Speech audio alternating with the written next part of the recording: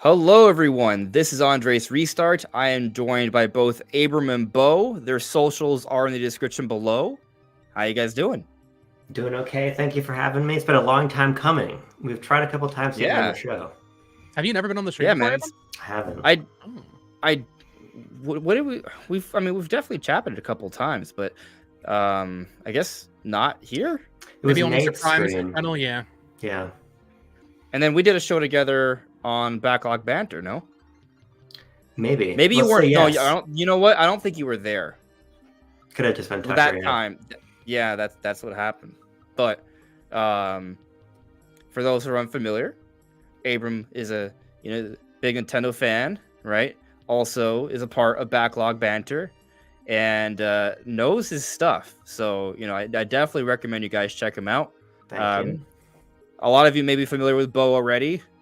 We've definitely been. I think it's been pretty obvious that you and I have been friends talking for a little while already. Yeah. But he's also been talking about Nintendo things, so you should definitely check him out as well. Also, his other channel, It's Amiibo, which, by the way, I have been paying attention to, but I just want to point out, I've never actually complimented you on this. It's a brilliant name.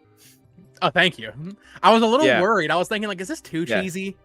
No, it's But very good. no, I realized I slept on. I was like, this is actually a banger name. I cooked. I cooked with that name. It's extremely banger. No, for Yeah. sure. No, yeah, it's spot on. No, you shouldn't feel at all uncomfortable about that. But I figured it'd be great to have these two on today because we have quite a lineup of topics to discuss tonight. And I don't want to spoil the titles for each topic, but I will tell you what we're actually talking about. So we are going to talk about Nintendo Switch 2. And spoiler, probably we talk about Nintendo Switch 2 for like the next 9 years straight. So just be prepared for that. We're also going to be talking about Alarmo, this new Nintendo clock. Some of you may have heard of it. Yeah, we might even have some impressions to get into here because I didn't get it, but these two, they got some things to say about it. But I definitely have some things to say about Typhlosion. And more specifically, I have things to say about this massive Giga Terra leak from Pokemon Company. It's both exciting and terrifying. So we're going to be getting into that. And then also getting into how Bandai Namco is suspending or canceling a variety of projects. And it Crushing my sucks. Naruto dreams right now. I want to find rooms for optimism, and we'll get into it, but it's unfortunate, it looks like. And we're also going to be talking about perhaps what may be the most exciting topic for the night, and that is something happening with Nintendo Switch Online. Maybe Nintendo Gamecube, maybe something related to that. There's some smoke, and by some, I mean a lot. Is it enough to correctly identify what is behind the smoke? I don't know, but there's definitely smoke. So I think we have a very interesting set of topics tonight, and I'm excited to get into it. But before we do, I would like to check in with the chat. By the way, both Abram and Bo, if you see anything in the chat you want to address or get to, just go. You can interrupt me. It's fine. Abram, I guess this is the first time you've been on the show. It's completely, you can do whatever you want. Just don't get me canceled. Anything? Okay. Well, I didn't know that. Well, what I mean is, so like, don't accidentally like flash your nipple, because I hear that can get you banned. Well, that's only on Twitch, right? But yeah, don't curse a lot. A little's fine. Okay. I'm talking about what Typhlosion did. We'll have to. We'll have to dance around. Don't go into specific detail, probably. But otherwise, you can do whatever you want. So, yeah. But yeah, guys in the chat, if you could let me know how everything is looking and sounding, I would very much appreciate that. If for whatever reason I'm not actually live, that would be, like last time. Like last time. Although I see, it looks like we're live. I'm pretty sure we're live. Connor says we sound good. Aspie Pilled, Ronnie Fazio, they're all saying it sounds good. Thank you guys, and I guess that does confirm we're also live. Thank you, Tim. Thank you, Staniel. I really appreciate that. I see here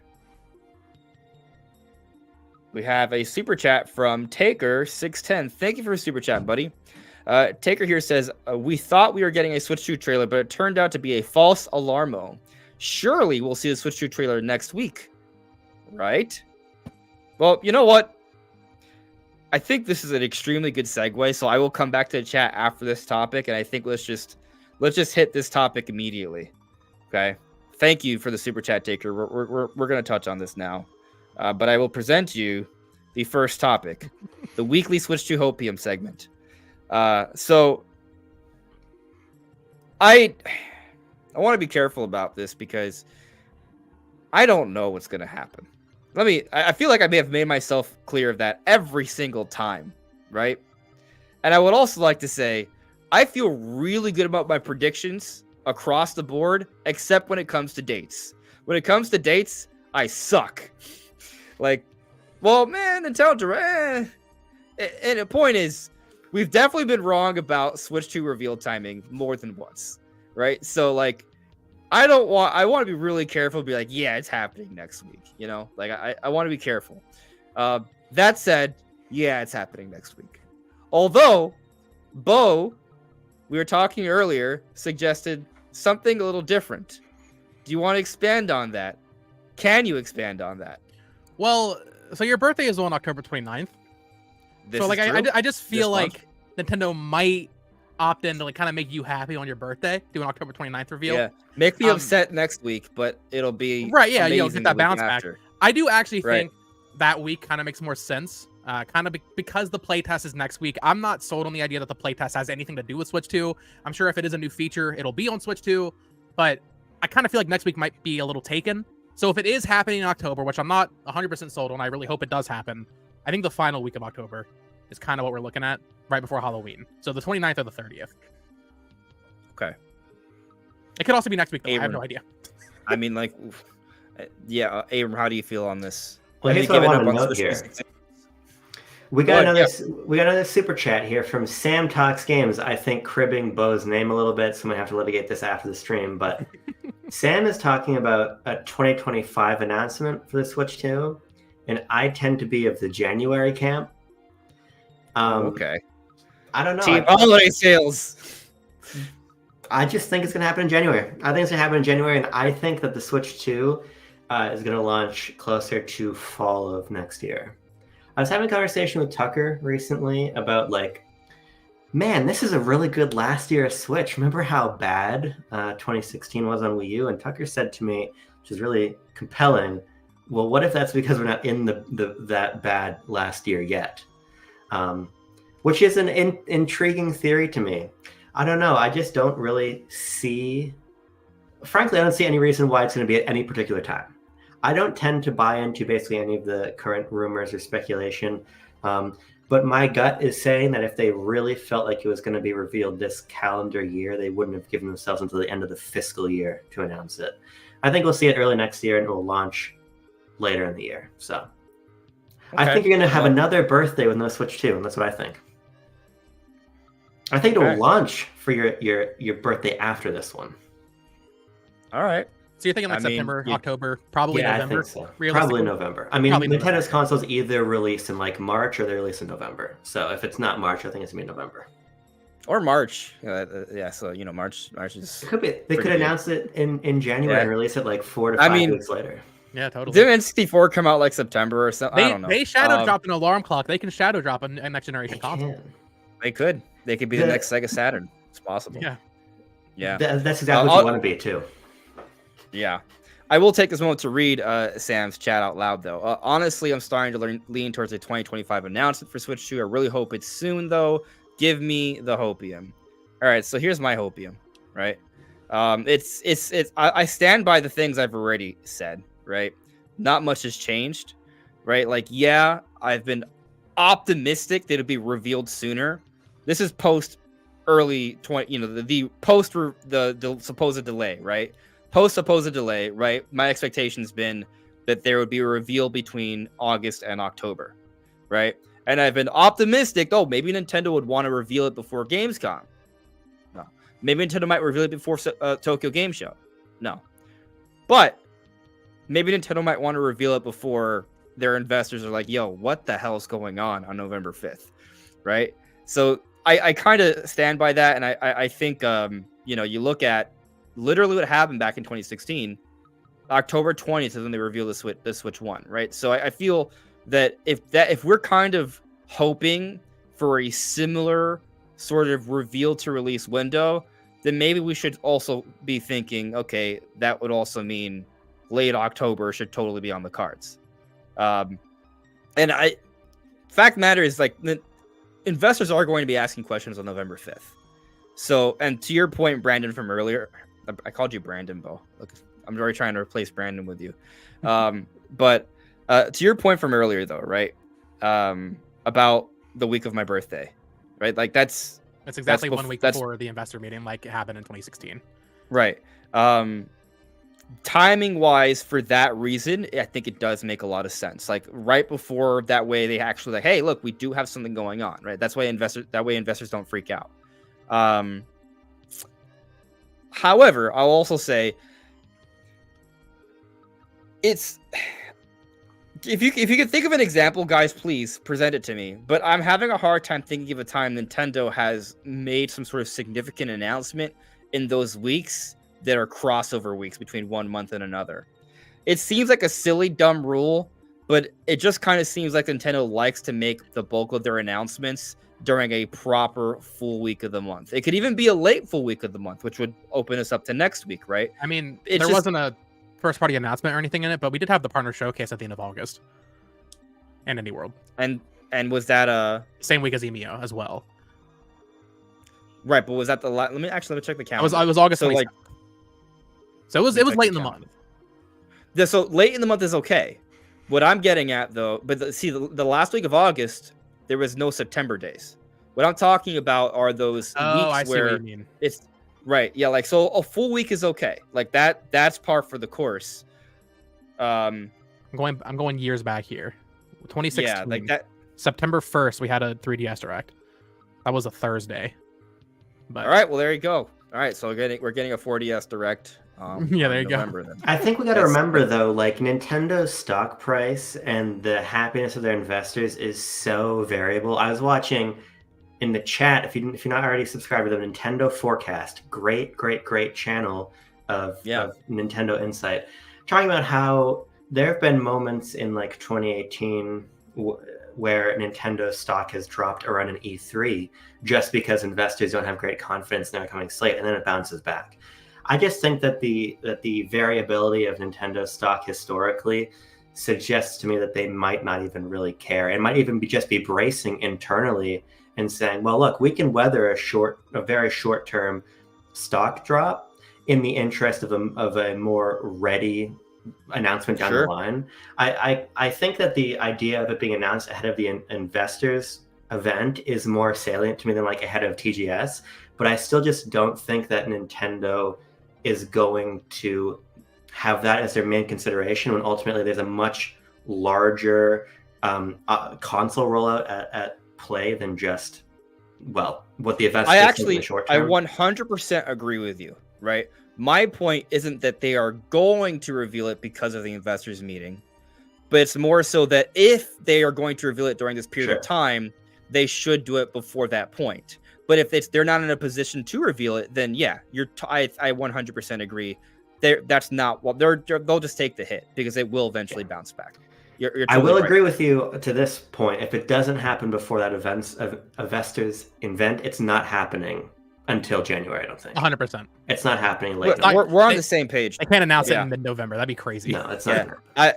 So what's interesting though is that if we don't get an announcement, an official reveal before that point, then I would actually become more pessimistic than you, because I wouldn't expect to reveal until February at the earliest at that point. Because I don't think, so my thinking is that January kind of goes into the whole holiday period because it's the return period. And I would say it's also in poor taste to reveal a console. Like, if you don't want to reveal a console during the holidays because of holiday sales, I think that's obviously for financial reasons, right? But I think there's also for image reasons, you don't want to reveal it in January because people will have just bought the console in December. February, I think that's enough time where it could happen. I mean, heck, I'll even throw out late January is more reasonable, but like most of January, I'd be like, No, unless we saw like Nate the Hate say, "Hey, this is being revealed January 31st." I'd probably be like, I doubt it. Even then, I'd probably be still a little worried because even when we've heard from certain insiders, but not 100%. Like Nate the Hate's been wrong before, PH Brizzle's been wrong before, and I trust both these people. Like I think they get dates, but these things change, right? So even then, I wouldn't be like 100% gung ho. That said, though, I maintain my hope, my optimism that the reveal happens before that investors meeting. And I would say we don't wait till November. I think it happens in this month of October. It's still it still fits. We're still within that window of time. And funny enough, if we go back to 2016, there were podcasts just like this one. They were like, "Oh, I don't know. Nothing's happening. I feel like they're just going to not talk about it till next year." And then October 19th comes around. They have that curtain reveal trailer and not trailer, the Mario behind the curtain. Then the trailer gets dropped, right? So I think that we shouldn't give up hope yet, but I also understand where you're coming from because back in 2016, did they say with certainty that they would talk about it in 2016? I think they did, right? Like within that calendar year. Because we already knew March, so I guess maybe it was like an assumption. There is a little bit of a difference that I at least I can remember. They did tell us in April of 2016 that the console was launching, would be out in March of 2017. I think is what they told us. Yeah, we don't have that clarity this time around. I think for me, the reason I'm still hoping for it to be this month, and the reason I was thinking September, and of course we were all horribly wrong about September 19th, as much as we wanted it to be real. The weirdness of the Direct in September is still on my mind, but also the lack of dates for 2025. The fact that Donkey Kong is the only thing that's uncommon. That doesn't happen. There are some instances where I think back in 2022, Bayonetta Origins was announced at Game Awards and then came out in March. So we're still in a period where that could happen. But to me, it looks like it's more they clear the calendar for early next year for the Switch 2. I still think this console is coming out early next year in the first half. At least I hope so anyway. Yeah. I guess there is some weirdness with Pokemon Legends EA, which we'll talk about more in the leak. I've always been pretty adamant that I don't think that game's going to have any Switch 2 marketing or any Switch 2 cross-gen version. Maybe a patch later on. I think it will release on Switch 1, though, before the Switch 2 comes out. The leak seems to suggest that. However, we still don't have a date for it, so we kind of need to see that soon. But also now that the leak happened, I don't know if we're going to see it soon. Maybe we will see it soon, just not intentionally. You know? Man, this gets interesting because, man, we can go in so many different angles here, right? Like, we're on the Pokemon stuff, right? Because of the Giga Leak stuff, which we'll get into a little bit later, it's actually kind of helped to restore my faith a bit more in the Riddler. Like, because we have actual evidence that the code name for Legends EA is Ikaku, who's been singing Ikaku for the last year and a half or so? The Riddler. That's not an accidental guess. That is really want to discredit him because he was wrong about Black and White remakes, which is a huge thing to be wrong about. But all of the other information from the Riddler, which I hate having to say the Riddler, that sounds so goofy. All of his other information has been pretty accurate. I guess. That's also worse. But yeah, but I mean, outside of Black and White remakes, he's never really been wrong from my understanding, including like on Scarlet and Violet DLC as recent as late last year. So isn't it also debatable if he was even wrong because a lot of his things come in tease-like format, so we're never entirely certain what he's even referring to. Yeah, but he was definitely teasing Black and White remake or some sort of Unova. At least that's how I interpreted it. And then even Toro had that thing where it was why I was on the QREM. Like I was always convinced we were getting a Legends game, which I will take the W for, right? Even if people don't want to give it to me. I want to take it, but I was calling it Legends Kyurem because, well, there was a lot of Generation 5 smoke, right? And so where is that Generation 5 smoke? But to your point, maybe you've talked about this before, but like maybe there is still Generation 5 plans. It's been pushed back a bit. I mean, next year's 15 years of Gen 5. It's the 15th anniversary of the Japanese release of Black and White next year, and when it comes to Black and White remake stuff, I feel like it's as likely that they have plans that are going to come to fruition next year as it was simply a red herring the way that like Star Fox Grand Prix was. Like to me, being wrong about that is whatever. I think that if you have a track record as airtight as the Riddler does otherwise, that's sufficient to me. Yeah, for me with leakers, it's not a. I think there is I think with these like leakers, sometimes I think people want to when something they get really excited about doesn't turn out to be true, they want to then just assume that this person's a hack, a fake. Yeah. But sometimes, the fact of the matter is, there is literally not a single leaker in existence that has a 100% track record, because that is the nature of the industry. Right now, you could also say, okay, sure, but just if they get something wrong, that doesn't mean I should still trust them, and that's up to you to decide. What, as you kind of noted, Abram, it's more about the track record, and so you have to look at the track record and be like, all right, well, is this still meaningful enough, right? Because I look at people like Nate the Hate, PH Brazil, yeah, they got things wrong, but I assume the reason they got things wrong is because, well, plans change. It's not easy to get everything right, but the bulk of the things they have said over time have proven to be true. So that's why I trust them. But even when I trust them, I'm still not like 100%, oh, this is going to happen. I want it to happen, right? But it doesn't mean it will, because plans can change, or maybe they heard something slightly off. Like, that's all possible, right? I brought the Riddler, though, right, in terms of his credibility, because he has recently talked about us getting Legend ZA news soon. And so this is pertinent to our Switch 2 conversation, I would say, because as you brought up, the leaks don't seem to suggest there's a Switch 2 version. I've argued that there's at least a possibility that they will market Legend ZA alongside the Switch 2, even if it doesn't necessarily have like a vastly improved version. Just the fact that it's playable on the console, I think, is already a selling point. Maybe it just has better frame rate because the game just doesn't run well on Switch 1. Like, even something as simple, like, remember playing Pokemon Sun and Moon on new 3DS versus 3DS, and the frame rate was just better on new 3DS? Mm-hmm. It could even be something as simple as that. And that would be a selling point, I would say. It'd also be a little bit controversial, but this is also Game Freak we're talking about, so there wouldn't be anything new to them. And so, anyways, I get to this stuff because I'm now wondering if the Riddler is legitimate, and they are suggesting we're going to get Legend ZA news to the point where pre-orders will be up. Does that mean we're getting something soon, right? And so that begs the question: what is that something? Is that something in Nintendo Direct? Because we are due for Nintendo news, as you pointed out, but we don't know about a February-March game. And maybe, Abram, that's something you might believe more, that we're just going to get some kind of Direct, maybe. Because we don't know about things. I'm listening closely here, and I'm hearing some Metroid music, right? And now here's my hopium for you, and we're going to be on the same page about this as massive Metroid fans, right? Let's go. I think that I don't think we're going to have to wait too long for Prime 4. That's my feeling. That's just my gut feeling. To see it? To see it or even to play it. I wouldn't be surprised if Prime 4 is coming out early next year.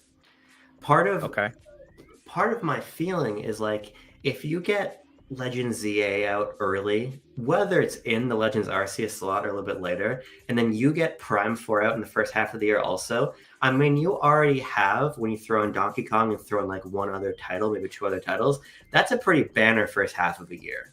You have both your massive sales vehicle in ZA and your massive prestige vehicle and your hype for the hardcore in Prime 4.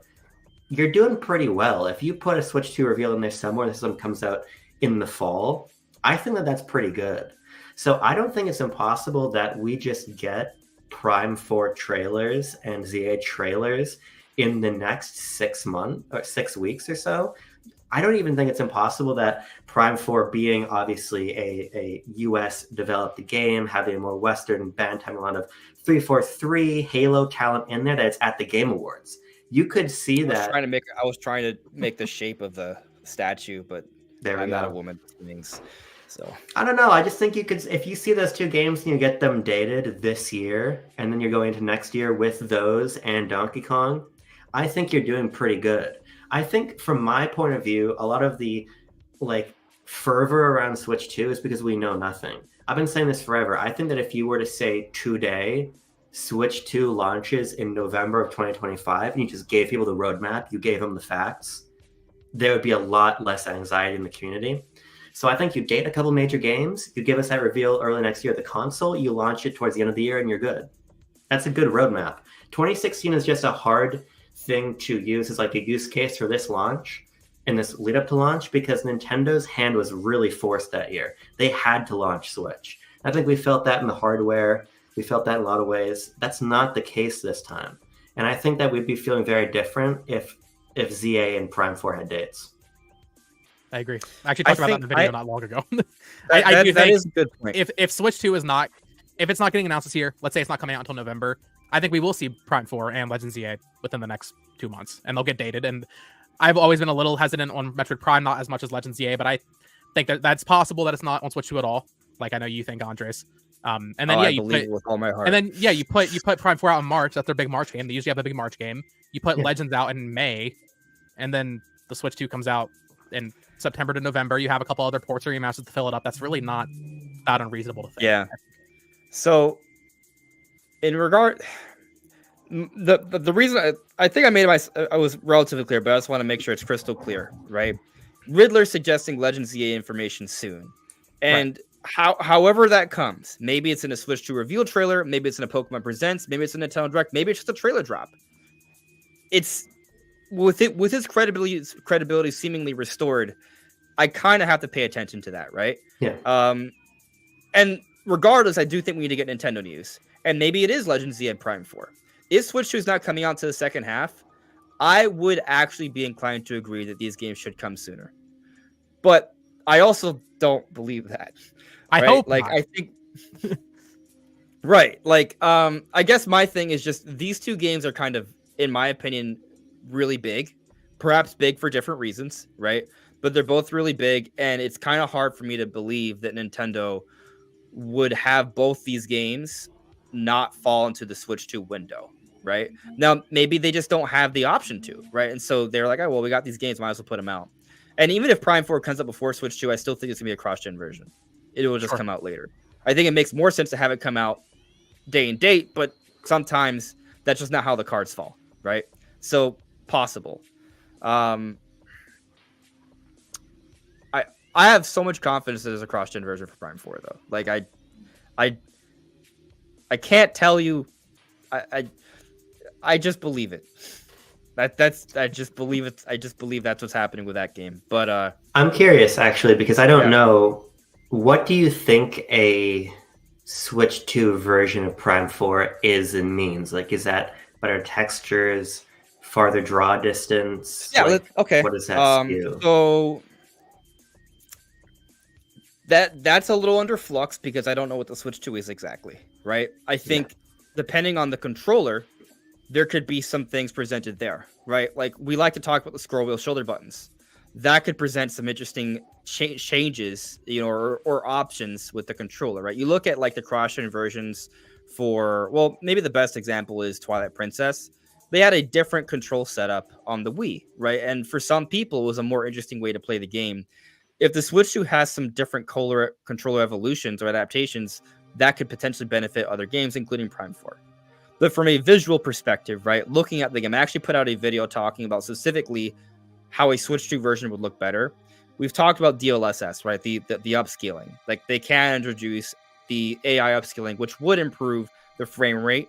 We already expect the game to run at, well, not the frame, I misspoke. The frame rate we expect to be 60 FPS regardless, but it would improve the resolution. And we have heard that what is going to be in Switch 2 will have ray reconstruction, which is essentially ray tracing, and that can make difference. Now, maybe the ray tracing is not across the board, maybe it's in small pockets, but essentially the lighting effects I expect would be a lot better. Sure. But if you go back to the trailer, the game looks good for Switch standards, but it also doesn't, like, I would say it looks worse than most PS4 games from a technical perspective, right? And it should, because the Switch is literally weaker than a PS4. But I imagine that there's a lot of like texture quality is one thing. Like you might see like there's like little pockets of water, which kind of goes back to the ray tracing thing. There'd be more reflections. Pop in, absolutely. Draw distance, things like that can make a big difference. From the Breath of the Wild tech that we heard from Gamescom, the loading was instantaneous. So something I think they'll actually introduce in Prime 4. This will be on Switch 1 as well as fast traveling, which is not something they had in prior games. I think that would be more of like a modern improvement. And on Switch 2, the fast traveling, be like, all right, let's go here. All right, you're there. Right? There's no loading screen. It's just There would be loading, but it would be so fast you wouldn't really notice, right? So those would be kind of like some of the improvements, right? You'd see a higher resolution, better lighting effects, better reflections, better draw distance, faster loading. Yeah. Let me put this on you. Let me lay this out for you. I don't think there's going to be a Switch 2 version. Not because there's not, as you're saying, great potential in what the hardware could offer, either in a control way or like a fidelity way. I look at it very pragmatically of like, Metroid's in my top 5 Nintendo franchises, but it's not particularly big. And they've also already invested likely more money into Prime 4 than maybe any other project, not only because of the length of development, but the fact that it's US based. That's just an intrinsically much higher salary, and being in Austin is like, if you're talking about US geography, a very expensive place already. It's been very expensive. Yeah. So my question is just like, does Nintendo think to itself, okay, Retro, we've already dumped a massive amount of money that maybe is not totally recoupable into this game. Is it really worth us funding another 6, 8, 9, 10 months of development to make a Switch 2 version? Or is it simply enough to say, hey, we're going to put this game out on Switch 1 at the start of the year and have it do quite well, and then we simply market it heavily when Switch 2 launches? Even though it's a Switch 1 version, it's just going to capture a new audience who is re-engaged by Nintendo because there's a new system out. Like, I think that a lot of people can just get in that way. Yeah. Yeah, sorry, I didn't mean to cut you off. No, that's that. So, I mean, it's an interesting perspective, right? Like, there's kind of like two different ways to look at it. From one angle, you could be like, all right, well, they've already spent so much on this. Why spend more? But then you can look at it from the other angle. They've already spent so much. They should go the full mile and make sure they maximize sales potential, right? Because so from that, like I look at that argument and I say, well, that's another reason why they should go cross-gen, because they can give it legs on Switch 2. Like, we look at a lot of software sales on Switch 1. They are really strong to start, and then they die quickly. The legs aren't as strong as they used to be. Why? Because most people who already have the console, and they're going to get it at launch. And obviously, I'm generalizing, but that's kind of like the overall flow. On Switch 2, it's going to be different. There aren't going to be that many people that will buy it immediately, because not that many people are going to own the console. But if it's one of those games considered a staple, it hits that evergreen status. As the console grows, so will the install base of the game. And so for that reason, I think Prime 4, if Nintendo wants to help the series to grow, it absolutely makes tons of sense to do a cross-gen version. And, I talk about all these nice things. I'm not even sure how much more expensive that would be. Let's also point things out, like, a lot of things are scalable, right? Like, they built this game on PC with high, like, there could already be like a higher specs range that they have to scale down for Switch as it is. And if they may have already also known that this would likely be a cross-gen title for some time. They might have been developing with that in mind for some time. So I guess what I'm arguing is that potential cost to have also a Switch 2 version might not even be that significant. Of course, we don't know until it happens. But, that's kind of a little bit part of my thinking there. I mean, I think it goes without saying that this isn't what Nintendo wanted to have happen with Prime 4. I mean, if you go back to Prime 1, 2002, you're not too far into GameCube's life yet. It is really a showpiece for that system. Same for Prime 3 Corruption. And if you extrapolate it out to like Prime Hunters was there at launch of DS and first hunt to show off Wi-Fi capability. Like, so good. They like having Metroid and Prime in particular as like a vehicle to showcase what hardware can do. And I think that if this game was announced in 2017 and released in like 2019, it would have served a similar purpose. But now it's in a weird place where it's going to release at the end of a generation, which is awkward.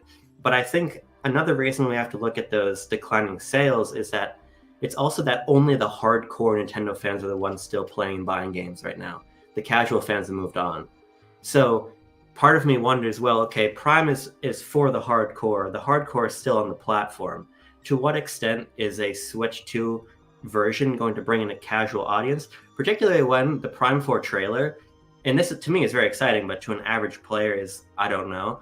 They go to great lengths in that trailer to illustrate that this is not a dumbed down or different take on Prime. We see the combat is still based on strafing. We're still scanning objects. There's more action emphasis, but there wasn't corruption as well. Like, I think that this game is going to be a very traditional Metroid Prime title and a very hardcore one. So I just have to wonder, to what extent it really has that casual appeal. Yeah, I mean, it's an interesting point. My thing is that you look at the first trailers for most games, not very telling of the overall experience. It's Sure. kind of, and I think you look at the controversy with Federation Force, and I almost feel like what they did with this trailer for Prime 4 was almost like trying to do the opposite with Federation Force. With Federation Force, it was exactly what fans didn't want. So what they did with this trailer is like, they're like, hey, this is exactly what we know you've been wanting. So they made sure that the core Metroid fan base is like, oh, okay, it's Metroid Prime. We're good. Like, I think that was probably what they wanted to do first. And I keep mentioning this. I probably sound like a broken record here. But they saved that game to be shown off at the end of a direct that included a new Zelda title, a mainline new Zelda title, the biggest Mario Party game ever made, and a surprising return to what we thought was maybe a dead franchise in Mario and Luigi. They chose Metroid Prime to be the closer for that direct.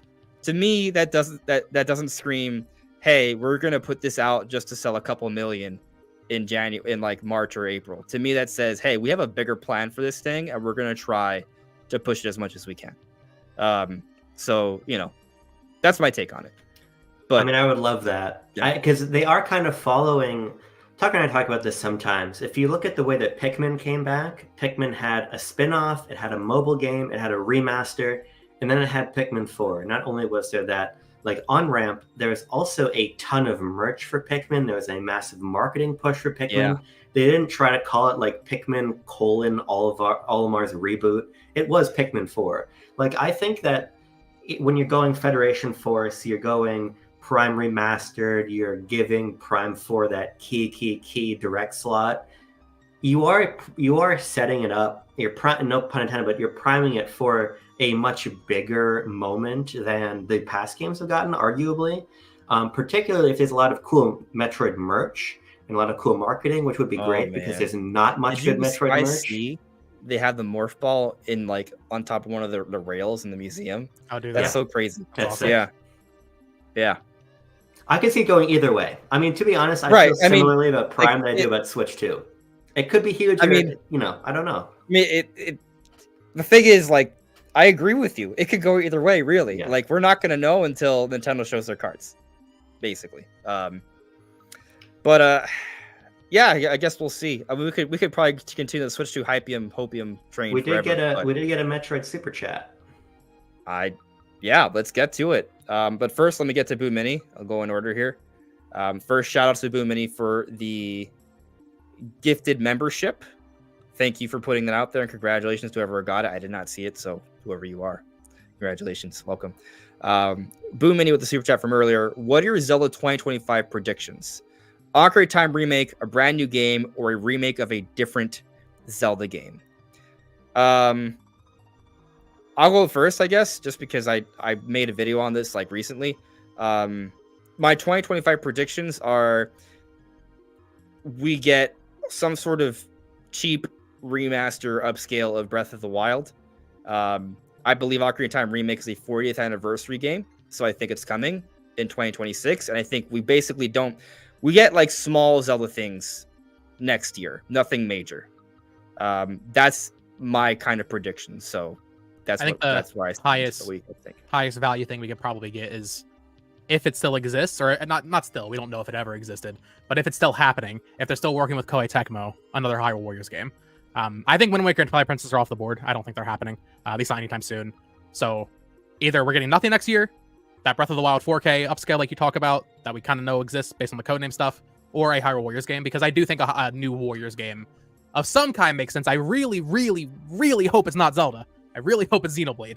But Xenoblade Warriors just makes so much more sense. It does, but also Hyrule Warriors Age of Calamity sold 3 million copies, and it's the best-selling Warriors game. So I mean, I think you talked about this. Was it you that talked about this the other day? I kind of agreed. Like, I just feel like there's not really any legitimate, meaningful material for another Warriors game until they make another new Zelda game. So I don't think that was me, but I think they could, as much as I don't want this, they could probably get away with the Tears of the Kingdom Warriors. Please, God, no. They could also just do another Hyrule Warriors 2. Like, that's a crossover of everything. I think there's plenty of stuff there to kind of like build upon what we had on the Wii U, all the DLC, plus all this Breath of the Wild, Tears of the Kingdom content, Echoes of Wisdom content now. I mean, you put Chibi, toy-looking Link in there as a playable character. I think there's enough for like a grand crossover Hyrule Warriors again. Okay. Yeah, I was going to say that too, because now obviously EPD 3, which is the core team that makes Zelda, is tapped. Tears is out. Grezzo's gone now. I think you really either only have Hyrule Warriors or Twilight Princess and Wind Waker. I'm not giving up hope. I think in part because that's a easy and you can imagine probably done port job, maybe by Tantalus, maybe by I don't know who, that's just been sitting, waiting in the wings, easy to drop. But I'd either go with that or Hyrule Warriors. I also agree with you that this Ocarina of Time remake is real. You guys have worn me down. Yes. And I think it's coming in 2026, not just for the franchise anniversary, but I also think the movie is coming out next year. And I think the movie is going to have Ocarina of Time aesthetics because it's the most iconically Zelda aesthetic. So that's my feeling about Ocarina of Time remake. When you say movie next year, you mean 2026, right? Yeah, sorry, I meant to say, yeah, that's what I mean. Okay. Yeah. I could see that. That's like the earliest time the movie comes out. I feel like we at least get news for sure by that point. Like we'll be close. I think the movie, we'll get the Mario movie comes out. Mario movie comes out 2025, right? Oh no, that's 2026. That's 2026. Wait, are we sure? The movie? Yeah, it's The- April. the It's Mario April movie? 2026. Yeah, Mario movie 2. We have to Oh, yeah, rearrange her. Yeah, no, that's correct. Because that would mean we would probably they have a could do trailer for the two. movie. They could do 2 movies, one in April and then Yeah. one on the holiday. That's the only Company. reason I'm not like Zelda movie 2026. I'm like, well, maybe we'll learn about like we'll start getting news on the movie in 2026, but I'm like maybe 2027 ish, 2028 the latest. Early But 2027, maybe.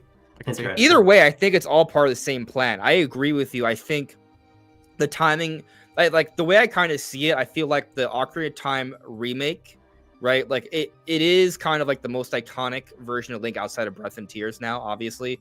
And you look at there's a great deal of Ocarina of Time references, more than any other in Echoes of Wisdom. It's kind of weird, right?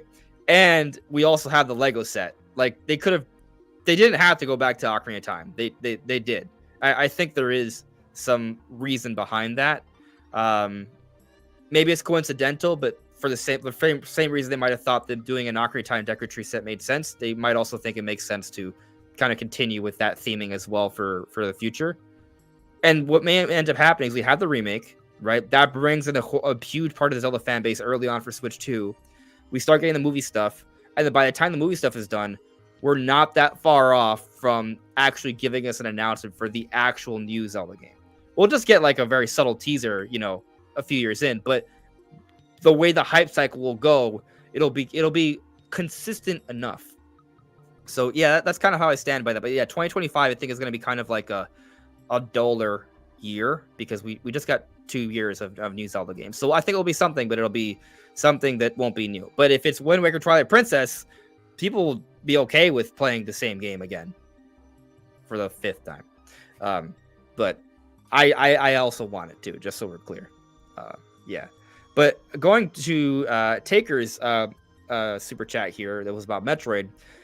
If we're to assume Prime 1 started development in 1999, by the time Prime 4 comes out, it will have almost taken as long as to make 4 as it did the first 3 games.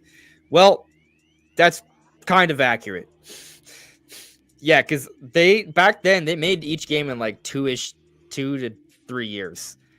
Prime 3 I think took them the longest.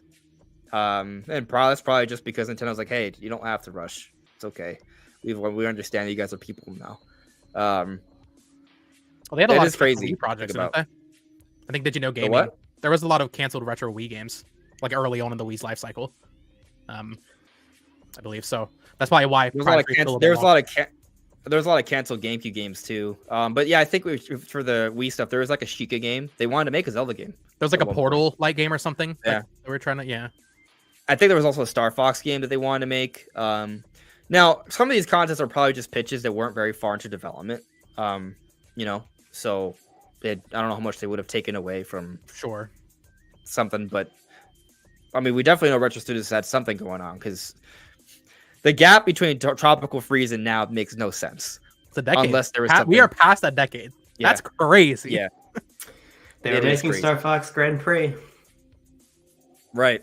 They canceled it. Maybe. I just want to note here that somebody in your chat named Please Feed Me Poop wanted to know what the background music was. I think at the time it was Aquatic Ambience from Donkey Kong Country.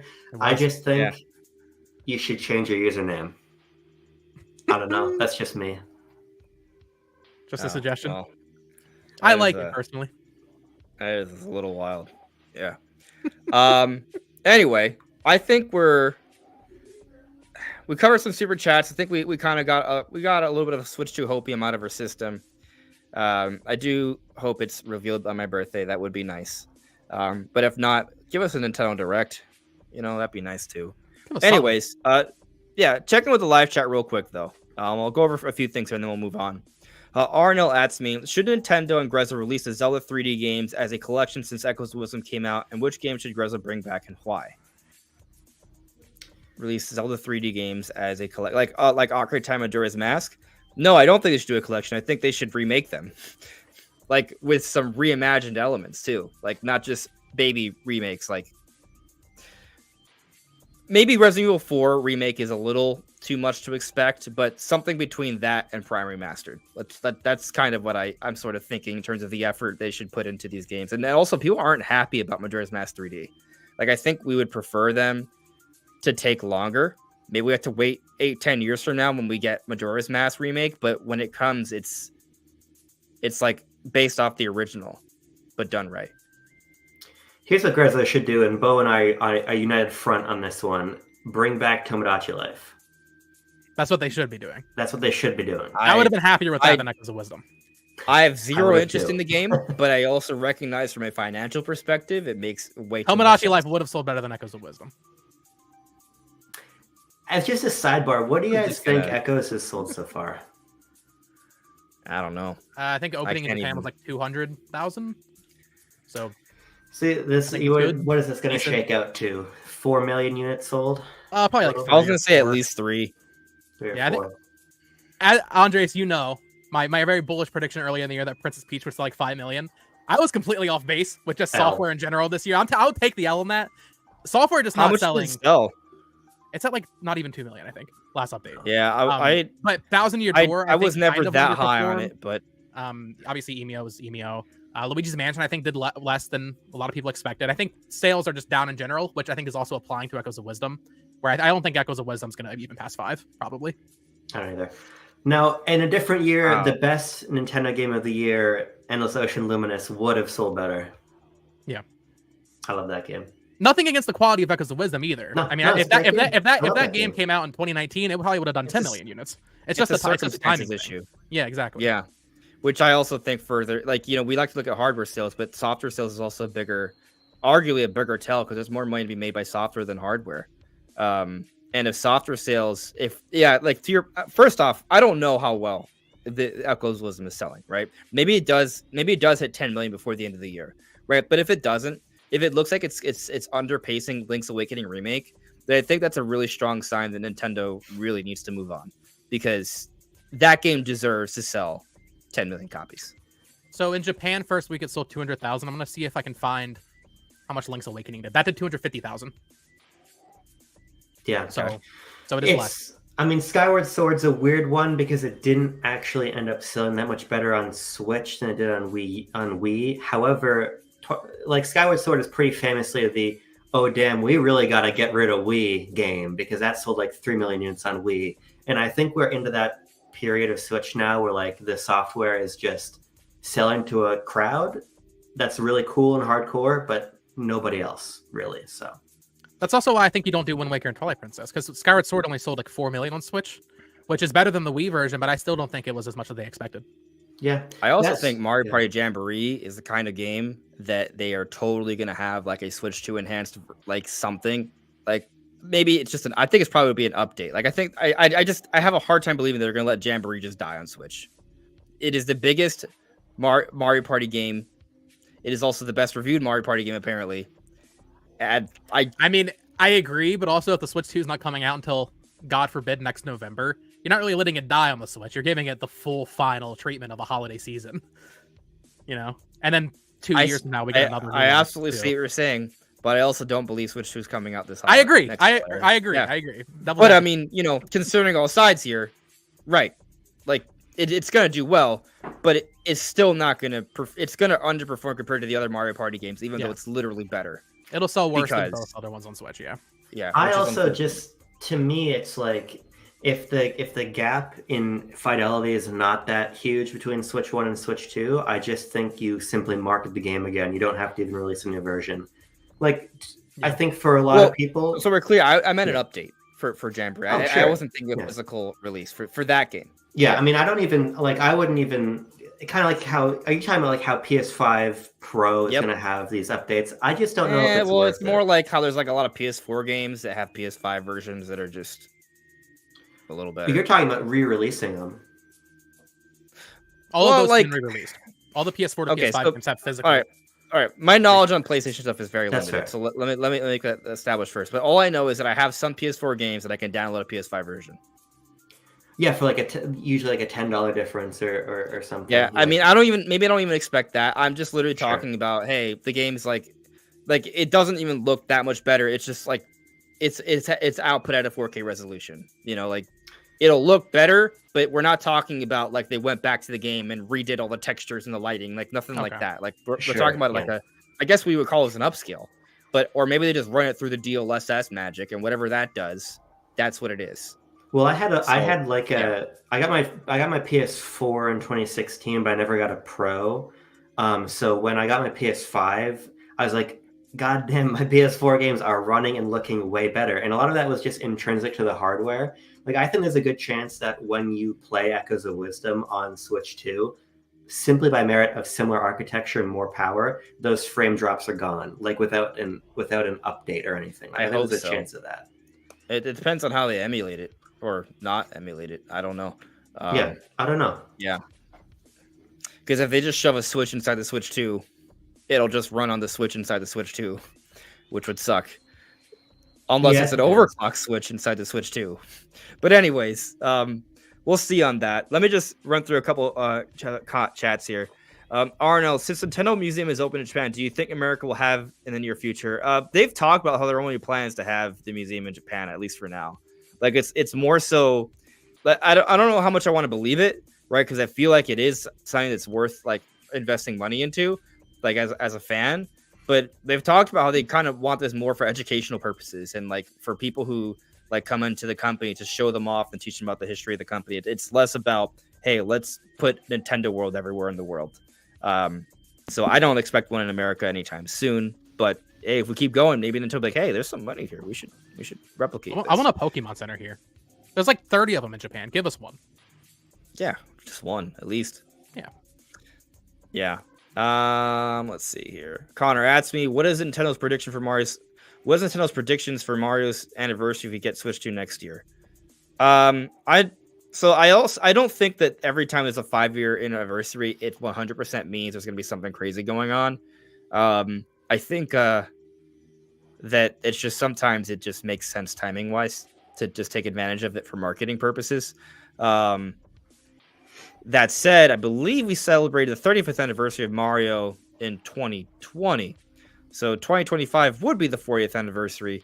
And regardless of where you stand and when the reveal is happening, we seem to all agree that the console is launching sometime in 2025. And all of us, I assume, agree that 3D Mario is probably the game that they launched with the system. Yeah. So there you go. There's your 40th anniversary celebration, the biggest Mario game ever made. Like, that's a pretty good celebration, and it just kind of lines up conveniently. Yeah, I agree. I mean, Mario anniversary every 5 years. You say that like they don't do that every 5 years, but for Mario, they kind of do. Even if it is coincidental. Like for this, it would be coincidental that it's lining up. But like last time it was All Stars, which was only because of the anniversary. Before that, it was coincidental with Mario Maker. But they advertised that like for the anniversary, they included the little art book. And then before that, it was the Wii All Stars. So for Mario, at least for Mario, they do normally do something every 5 years. Yeah, I mean, and they did do something for Zelda, but it was just so minimal and disappointing. It was the Game & Watch thing. We wanted a Twilight Princess Wind Waker HD collection, and we got a Game & Watch that no one bought. I'm sure some of you bought it, but it wasn't me. Anyway. Screen's good on that thing. Link's Awakening. It's a good way to play it. I didn't even buy that. Then. Can I have an Alarmo? So, I'm trying to decide what we should segue into here. I see Ronnie Foz added me and said, I always liked Feraligatr more. Should we dive into the Pokemon leagues or should we dive into Alarmo? We can do Pokemon. I think that's more pressing. Let's do Pokemon. All right, let's get into it. Topic is Typhlosion is getting canceled apparently.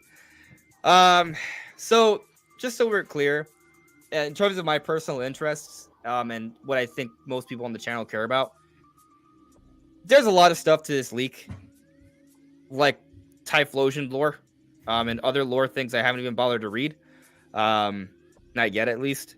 Actually, I don't even plan on reading it all because a lot of it is not even intended to be seen by the public because it's not actually about the lore. It's just something they considered and didn't do. But for those who don't know what's going on, I'll bring you up to speed real quick. During the course of this weekend, it kind of broke out that there is this massive set of leaks for Pokemon. Someone somehow obtained access to what I believe is a portal on Nintendo or Pokemon, and they got a terabyte of information. Over the weekend, at least, they started sifting through 4 gigabytes of it. There may be more. And little by little, more and more information is coming out from Pokemon Company. We're talking about, we do officially have it confirmed, the code name for Nintendo Switch 2. It is out. So that's some cool, that's some literal hard Switch 2 news. But we have code names for different Pokemon games. We have Gaia, which is for Generation 10 of Pokemon, and we're going to talk about that and what that means. It's actually pretty significant. And also for Synapse, another codename Pokemon game. We mentioned earlier how we got confirmation of Ikaku is the codename for Pokemon Legends ZA. But then also there is like information about movies, anime, internal documents, internal conversations. There is private information as well, which is highly unfortunate and definitely not something I condone. So, that's that. And we're definitely not mentioning any of that here. That's not going to happen. But like, it's even beyond that, right? Like I mentioned earlier, like we are getting like a lot of lore that never happened, beta sprites, source codes, like it's a whole bunch of stuff. We're getting transcriptions of meetings. It's crazy. Yeah, it is crazy. Like, I mean, this is information that they had for private use, right? This wasn't never meant for public eye. And so all this stuff is getting out there and we're kind of like seeing a little bit of it every day. It seems like in terms of like what I tend to cover on this channel, which is like games that are about to come in the foreseeable future, right? It seems like we got the information for that. It's the code names for the Pokemon games and the Switch 2 code name. However, it has been reported that someone, I presume the leaker themselves, right, has a playable build of Pokemon Legends ZA. That apparently they have no intent to share this out to the world. Apparently. And also apparently there's a couple Mega Evolutions, Zeraora, Zygarde, and you can catch a Stunfisk. Just Stunfisk, not Mega, just Stunfisk in the game. That's all we've learned the shiny sound is back. Oh, and the shiny sound is back. Thank and God. Maybe there's a little bit of lag, but also it's a really late. It's a version from supposedly before February of this year. Oh, is that how old it was? Okay, Oh. I thought it was more recent. Oh, maybe there's something to that. All I saw, because this is kind of a developing story, right? So there's also like, even though everything we're talking about is like 100% like true, we don't know if any plans have changed or if we've gotten more context. So like, still take what we're saying with a grain of salt, right? Because things can change and it's an ongoing story. But what I initially I saw was that there is a build for Pokemon Legends ZA that it wasn't quite clear if it was a final build or a playable build, but there was a functioning build of the game before the Pokemon Presents last February. I assume that is the build that this leaker has, right? And also apparently the game was slated initially for holiday 2024, and then they delayed it for some reason. Very important. Which is extremely interesting, especially taking into account that we haven't seen any gameplay for the game yet. Nothing, right? We've gotten basically a conceptual trailer, right? Like there's no gameplay there. But they apparently could have shown us gameplay back in February if they wanted to, and they didn't. Maybe because they're just taking their time polishing it. I think that's probably the most simple conclusion to come to. And they did mention that the build is kind of laggy, but we're talking about an unfinal version of the game. Like, you know what this kind of reminds me of? The Grand Theft Auto leaks. Remember how there was a huge leak for Grand Theft Auto? People were like, "Oh, this game doesn't look or run well." Yeah, no, duh. The game wasn't supposed to be shown to the public yet. So that's kind of my takeaway from that little thing. But I feel like I kind of touched on a lot, so I'm just gonna let you guys share what you think, and we'll go from there. There was a comment in the chat that I would like to flag up here from Metroid Jones, who asked, has Typhlosion left the country or was he arrested? My understanding is that he is still a fugitive of the law. That's my understanding. He's on the run. Okay. As far as we know, he hasn't left the country. Trying to pull it up. I would say I feel like for me, out of everything in this league, well, here's the thing, right? I can't speak for you, Andres. It would probably be very beneficial to us as YouTubers, as people who do this kind of for a living. It would probably be very beneficial if this game leaked and we could cover it through leaks. However, I really, really, really hope it doesn't. He's saying right now he's not going to release it. I don't fully believe him. His morals seem to be out of whack. If you're leaking personal information, but you're not leaking a video game, something's not right there. So I just want to say, I really, truly, genuinely hope we do not see any more about Legends ZA, about Generation 10, about this Synapse game. I do not want to see it. I don't. It'd be good for me as a YouTuber, but I do not want to see it. So, what I want, right, is maybe give me a release couple date. I like nuggets, right? I like nuggets, like little things that we can speculate on and sort of sift through, like pieces to the puzzle. I do not want the full playable build to leak. That would suck. There's absolutely like, I mean, if you guys haven't noticed, like we talk about leaks and rumors on this channel, like that's a huge part of the channel, but we're not going to cover if a game gets leaked entirely. Like I don't do that. Because usually it happens like right before the game comes out. Like I just don't see the point anymore. And also it sucks. Like if we learn like, hey, there's a mega evolution in the game, or we learn, oh, this is how the game kind of plays. We don't actually see footage of it. We just hear like someone talk about it. That's just fun. But if the entire game is like playable, that's, I mean, one, that's, you know, you have actual people working on this, right? And their project is being essentially stolen and being played by people, but in an unfinished form. So people are going to judge it unfairly, and also they're going to lose money on something that they're working hard to make. Like, you know, it's a lose-lose all around. Yeah. So I really hope that doesn't happen. But out of the leaks, I mean, there's, like you said, there's so much that's come out. As a Pokemon fan, while it does suck this all happened, I do feel like a kid on Christmas every day, loading up, looking at Central Leaks on Twitter and just seeing all the beta sprites, all the information. I think the most interesting thing for me, though, is that Legends ZA was originally supposed to come out this year, and that apparently there is at least a test build of Generation 10 Gaia on Switch 1, because you're not going to like hearing this, Andres, but my theory is that, okay, well, Legends ZA was delayed to 2025 to polish it up, to finish it. We've had 2 Pokemon games in a year. I know everybody's waiting for Gen 10 to come out in 2026 for the 30th anniversary. I don't think it's out of the realm of possibility that we get Legends ZA early next year and we still get Generation 10 on the Switch 1. That would be unprecedented to have 3 generations on one platform, but I don't know, man. I think there's a chance to get both next year. You can't write it off, right? I don't believe it, though, right? Mainly because I don't see Legends ZA coming out early enough into the year for that to happen. Sure, before it was January, so that's as much time as possible. Like when Legends Arceus was announced, they told us it was coming out early the next year, right? We've had any sort of, there's no messaging like that at all here. So to me, and I think we've seen that when it comes to Pokemon Company giving us release timing, they're pretty like specific. Like when they told us winter, what was it, winter 2022 for the Indigo Disc DLC, we all thought, oh, that means early next year. No, they meant literally December.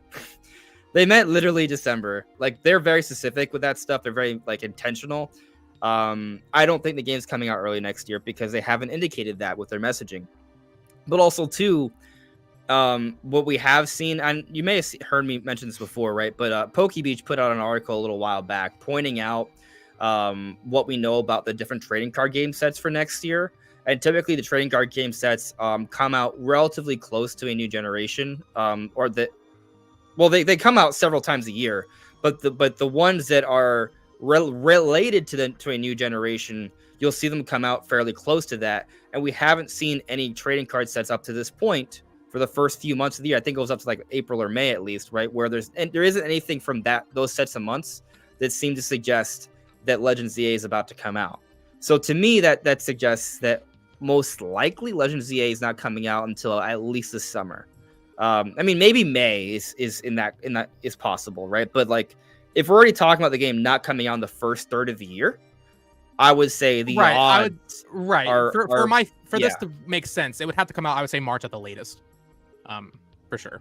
Yeah, and it's still possible because we don't know about a February, December, or March game yet. We may learn about that this month because the Riddler has told us we're supposed to get news soon, right? So maybe they're gonna have a massive blowout, and it is for March, which is at which point would be barely a delay. It'd be like a 3 or 4 month delay, which I don't know. But I'll also tell you this, right? Looking at things from different angles, and this is also my Hopium Switch 2 angle, right? I remember when there was this big rumor early last year, after the Switch 2 delay, reports came out, right? That from Jeff Grubb, that Metroid Prime 4 they were going to have a big marketing campaign because it was going to be a holiday 2024 title, and I was like, I don't believe it, because I've been steadfast on the whole cross-gen train, right? So once I heard that Switch 2 was delayed, and then I heard that there's this plan for Prime 4 to come out holiday, my brain was like, no, if Switch 2 was delayed, I think Prime 4 would also have been delayed. And so we now know Prime 4 is coming out 2025, right? Was it delayed to 2025? That we don't know. But it does match up to when Switch 2 is coming out, right? And supposedly Switch 2 is also supposed to come out 2024. Like, the rumors suggest both are supposed to come out 2024, but we know both are coming out 2025. Now, they told us publicly Legends ZA is supposed to come out 2025, but now we're seeing this leak that's suggesting it was supposed to come out 2024. So I just think it's interesting how there's indications of 2024 plans for a lot of these things, and now it's all 2025.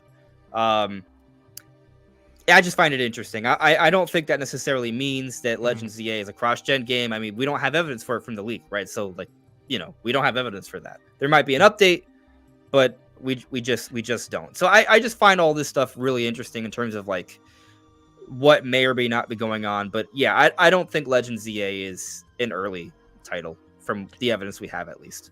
I will say, based on the TCG thing, because I do find that following the TCG is interesting because they also had the black and white themed sets that are supposedly coming out next year.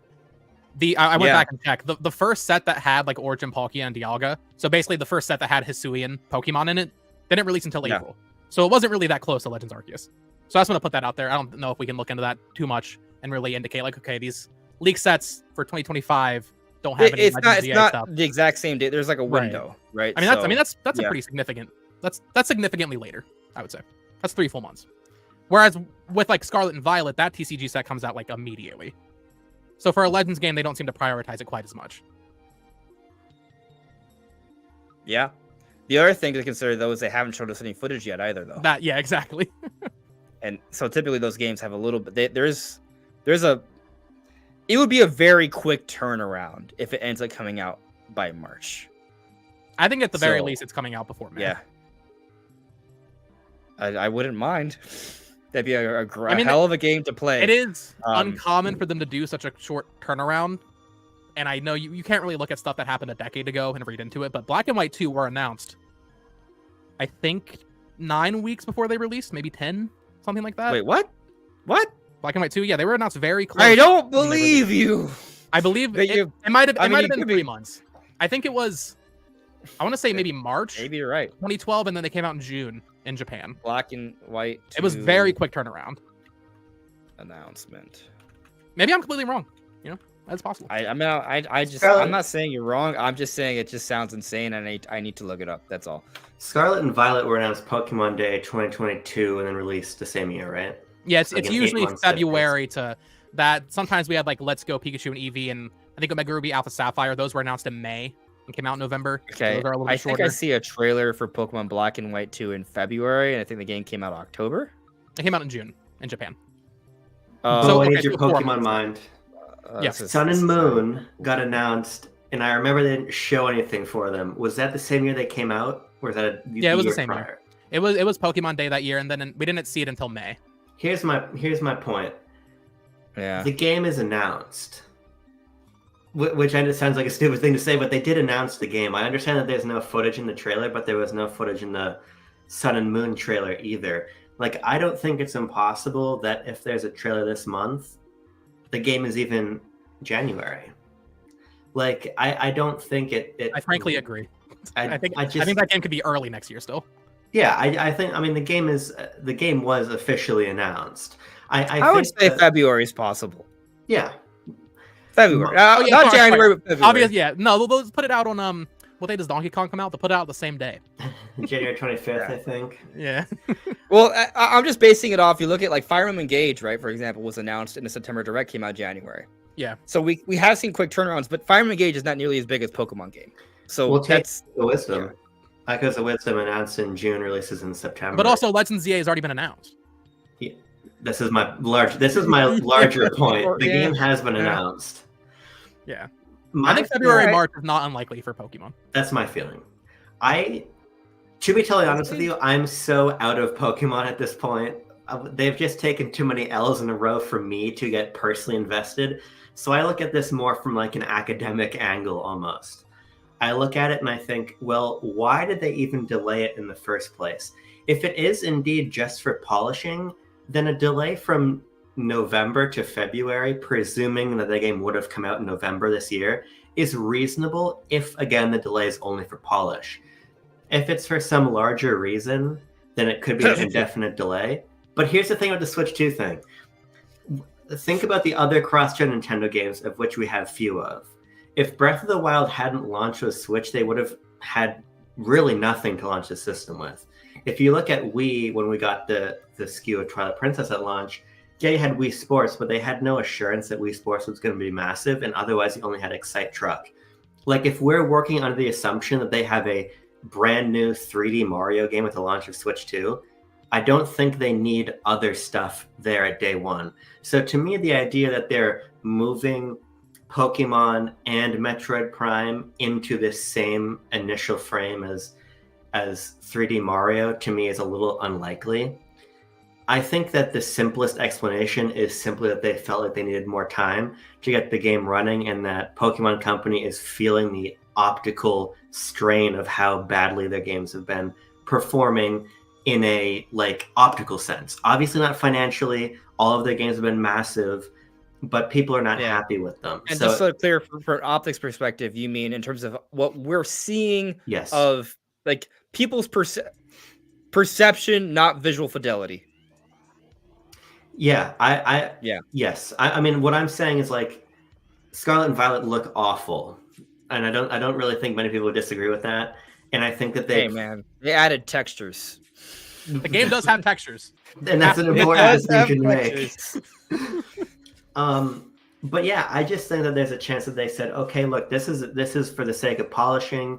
We don't need to release the game this year, because let's also remember, not only did they release ZA and Scarlet and Violet the same year, but BDSP came out 2 months before Legends did. So technically that's 3 games in a calendar year. They kind of stacked cash there for a little bit. They could probably say, look, let's take an extra 4 months and make sure this game is impressive, not to sell new hardware or do anything other than simply end this sort of Switch era of Pokemon on a higher note, image-wise.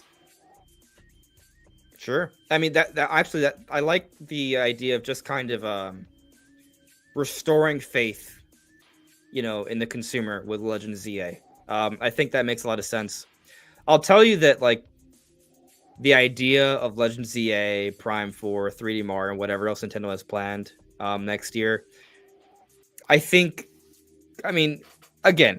we have the evidence, right? There isn't any clear indication that there's a Switch 2 version of Legends ZA, right? But I think it'd be very interesting if Switch 2 comes out March, and then they lead off with something major. Then, right? Take your pick, Mario Kart, 3D Mario. 2 months later, then maybe it is Legends ZA for May, right?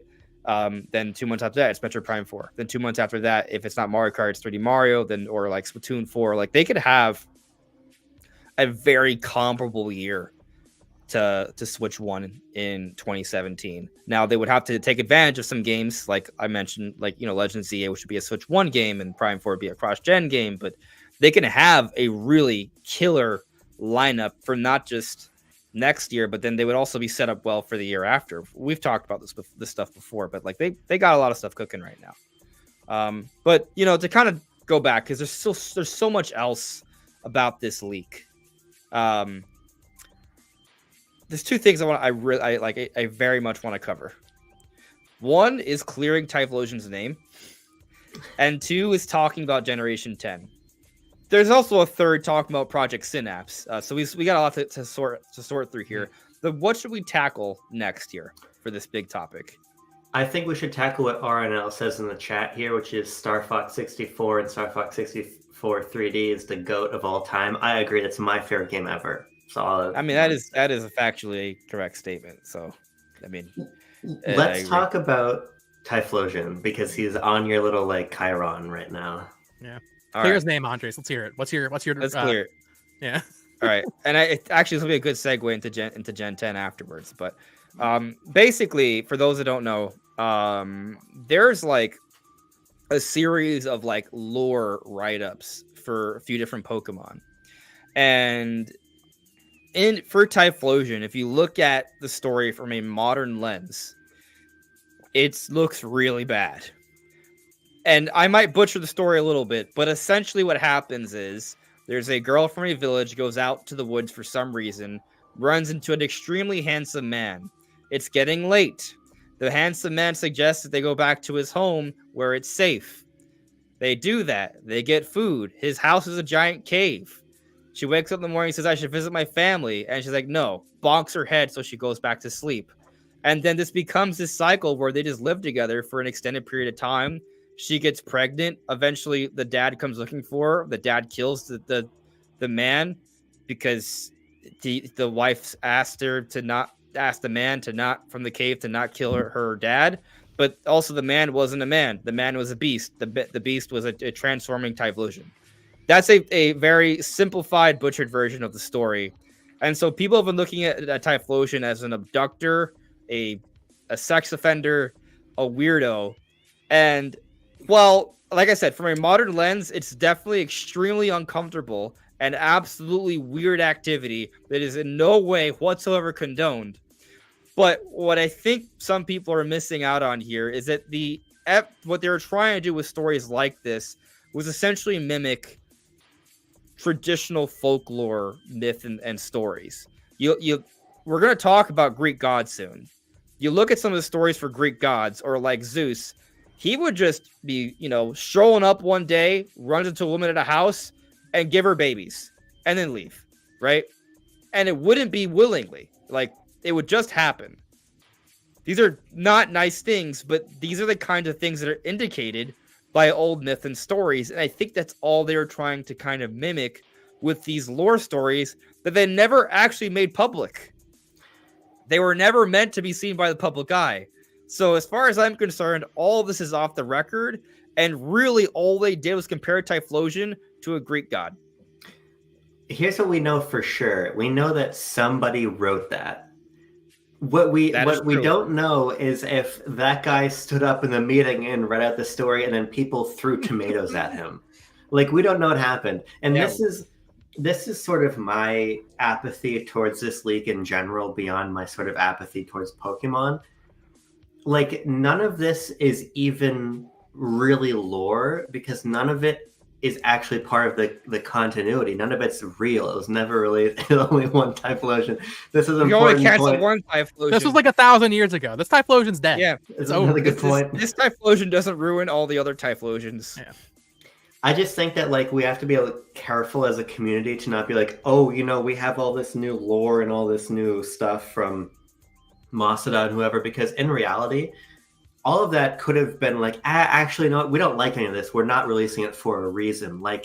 It is simply stuff that people that make Pokemon also wrote, which sounds like a weird distinction to draw, but it factually is not lore. And I think that's something that people have to just bear in mind when speculating and discussing Pokemon forever now at this point. Yeah, it's a little unfortunate because I'm sure you've all seen the big image. That's like the Arceus lore that Masuda made back in 2005 with all how he connects like all the legendaries or whatever. Yeah. People are And talking Gyarados. about Gyarados is there. And then Darkrai's not in it for some reason, which is really funny. But people are talking as if like this is the canon now. Like we have to like reference this, and it's like it's really cool to see like all the processes they have for all this lore, but also it's basically not real. It's as good as not real, in my opinion, because it was never official. It's not official. Yeah, Right. I mean, these it's are cool. yeah. That's not canon. I mean, if anything could give us insight into kind of the inner workings and maybe like some of the perspectives that they go into, right? Like going back to the Typhlosion thing.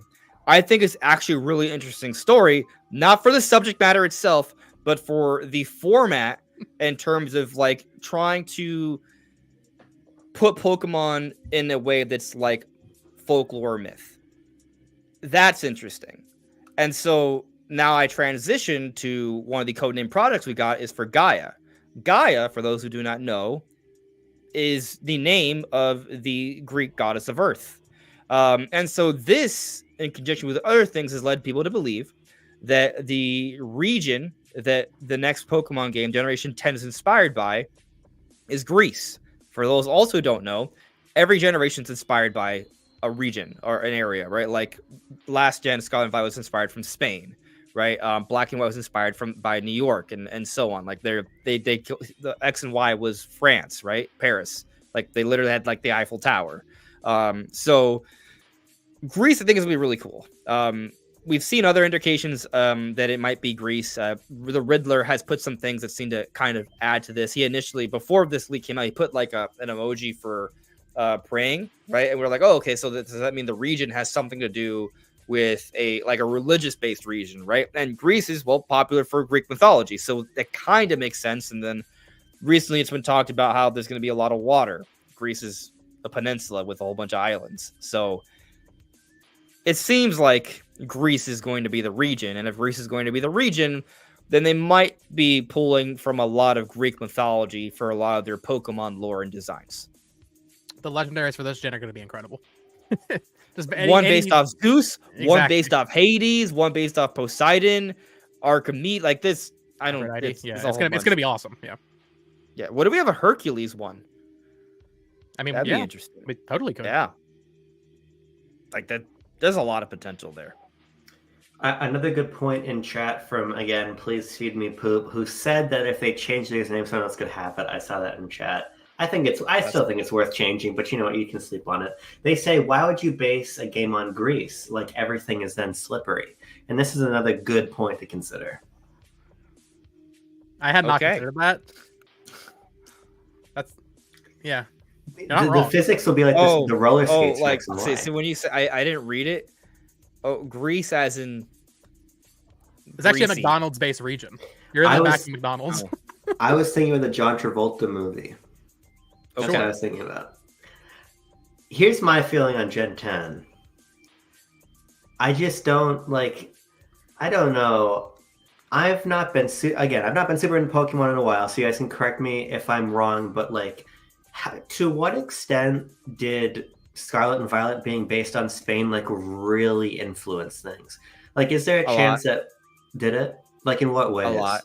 Like the entire map. Okay. Well, okay, all right. I mean, it sounds like I'm exaggerating a little bit, Sure. but the houses, right? The architecture, the characters to an extent, how some of the lingo they use, the main city, right? The big school, it's modeled after La Sagrada Familia, which is a really popular Gothic church in Spain. So a lot of the architecture, buildings, even some of the lore and characters, there's a lot. There's a lot. Yeah. So I mean, that's really just my question. So in reality, this game being based in Greece would have really far-reaching ramifications to the plot, the art direction, and everything. Yeah. Yes. I mean, if they're doing Greece as a location, you assume it's because they want to touch on Greek mythology. Cool. Which, yeah. I mean, there could be a Mount. There could be a Mount Olympus equivalent. Mm-hmm. Put the Elite Four up Dude. there. Yeah. Oh, and what if Have 'em up there. what if a plot point is fighting the gods? Yeah. It could get meta. They could go black and white on us, or worse, or better. I don't know. There's. I mean, it's in Generation 4. You fight gods. You fight the god of space and time. So like it's not uncharted territory for them to do that. See, I mean, you could even make an argument that this is. It's interesting because you're totally right about Gen 4, to the point where, like, if they're already playing in this space, there's a chance that they've been wanting to come to Greece forever. In some ways, this is almost like Assassin's Creed finally going to Japan. Like, this is the big one that in this case, Mythos has always been waiting for. And Gen 10 is significant. Like, that's a significant milestone to hit. So, and it's in time for the anniversary. Also, by the way, I didn't read all the specific details, but there was conversations that came from the leak where they were considering decisions to make in the anime in different regions and how that might impact how people perceive future regions and ideas. So like there is absolutely evidence to what you're saying, that they're thinking ahead of time with the decisions they're making now and in the past. So yeah, there's definitely stuff like that. I'm excited for this. I think it's gonna be really cool. But also, while I am excited for it, we haven't even gotten Legends ZA yet. So I kind of want to not worry about it too much until we get Legends ZA. Because that's already going to be... Like, I'm getting hyped for Gen 10. And Gen 10 is going to be a big deal. But Legends ZA also should be a big deal. Legends ZA might be a bigger deal. I would argue Legends Arceus is a better game. I mean, who's going to disagree? I don't think you need to Legends argue, Arceus, man. It's not even close. I don't have to argue. Like, yeah, Legends Arceus is one of the best Pokemon games ever. It's maybe the best for the Switch gen. Oh, absolutely. Yeah. I think it's better than any of the 3DS games. Yeah, maybe my nostalgia for X and Y would put X and Y above it, but that's only because I'm nostalgic. Heart Gold Soul Silver is always going to have a special place in my heart because it's a remake of my first Pokemon game. And it's really good DS era Pokemon clears Legends Arceus. I was saying 3DS. Let's not get it twisted. Black and White 2. Heart Gold Soul Silver better than Legends Arceus. Platinum to Black and White 2 was like the GOAT status run. They're never going to touch that again. I agree. And that's not even pessimism. It's just like those are just bangers, one after another after another. Yeah, like my competitive era where I would go to like regionals and nationals and worlds and stuff, right, was between Heart Gold, Soul Silver. Well, it started with Pearl, right? That journey all the way until I think I did some competitive tournaments with Sun and Moon, but that was like the end. Like there was some online tournaments for Sword and Shield, but I didn't go to any physical events. Oh, I mean, there was also the pandemic going on, but yeah, that was the end of my competitive, like that era. That was kind of like a big part of that was the golden era. And then, I mean, I still liked X and Y and Sun and Moon, but I don't know if I would put them above, Gen 4 and 5 are real bangers. I have to say the thing that I'm most interested in from like an upcoming game POV is whatever Synapse is going to end up being. That's what I wanted to go to next. Yeah. Yeah, I mean, my headcanon, and I talked to Bo about this a lot prior to these leaks, was that Ilka has been making the Black and White remake because BDSP was so successful financially, and even though as a hardcore community we look down on those games, they sold super well and they didn't review that much lower than their equivalents. So my feeling was always like, in the eyes of the Pokemon company, they probably look at a likely cheaper developed BDSP as like a massive boon for them and would have put them immediately over to Black and White. But we got nothing regarding Black and White remakes here. Instead, we get this Synapse project from apparently Game Freak and Ilka co-development. Am I right about that? So what we've heard is it's a collaborative effort between ILCA, Game Freak, and Pokemon Company. Sure. Yeah, it's a multi-team effort. To what extent each party is involved, we don't know, right? I would assume Creatures Inc. is also involved, right? Like there's it's kind of a little weird how it works, but yeah, I'm curious on what this is. From what we've heard, it's like a multiplayer action Splatoon-like experience. The initial report was MMO, but then that was like wrong, I guess. Well, I guess people saw that there was a folder that had MMO, which doesn't necessarily mean massive multiplayer online. Well, there is a folder of MMO, and apparently that folder is not even related to this project.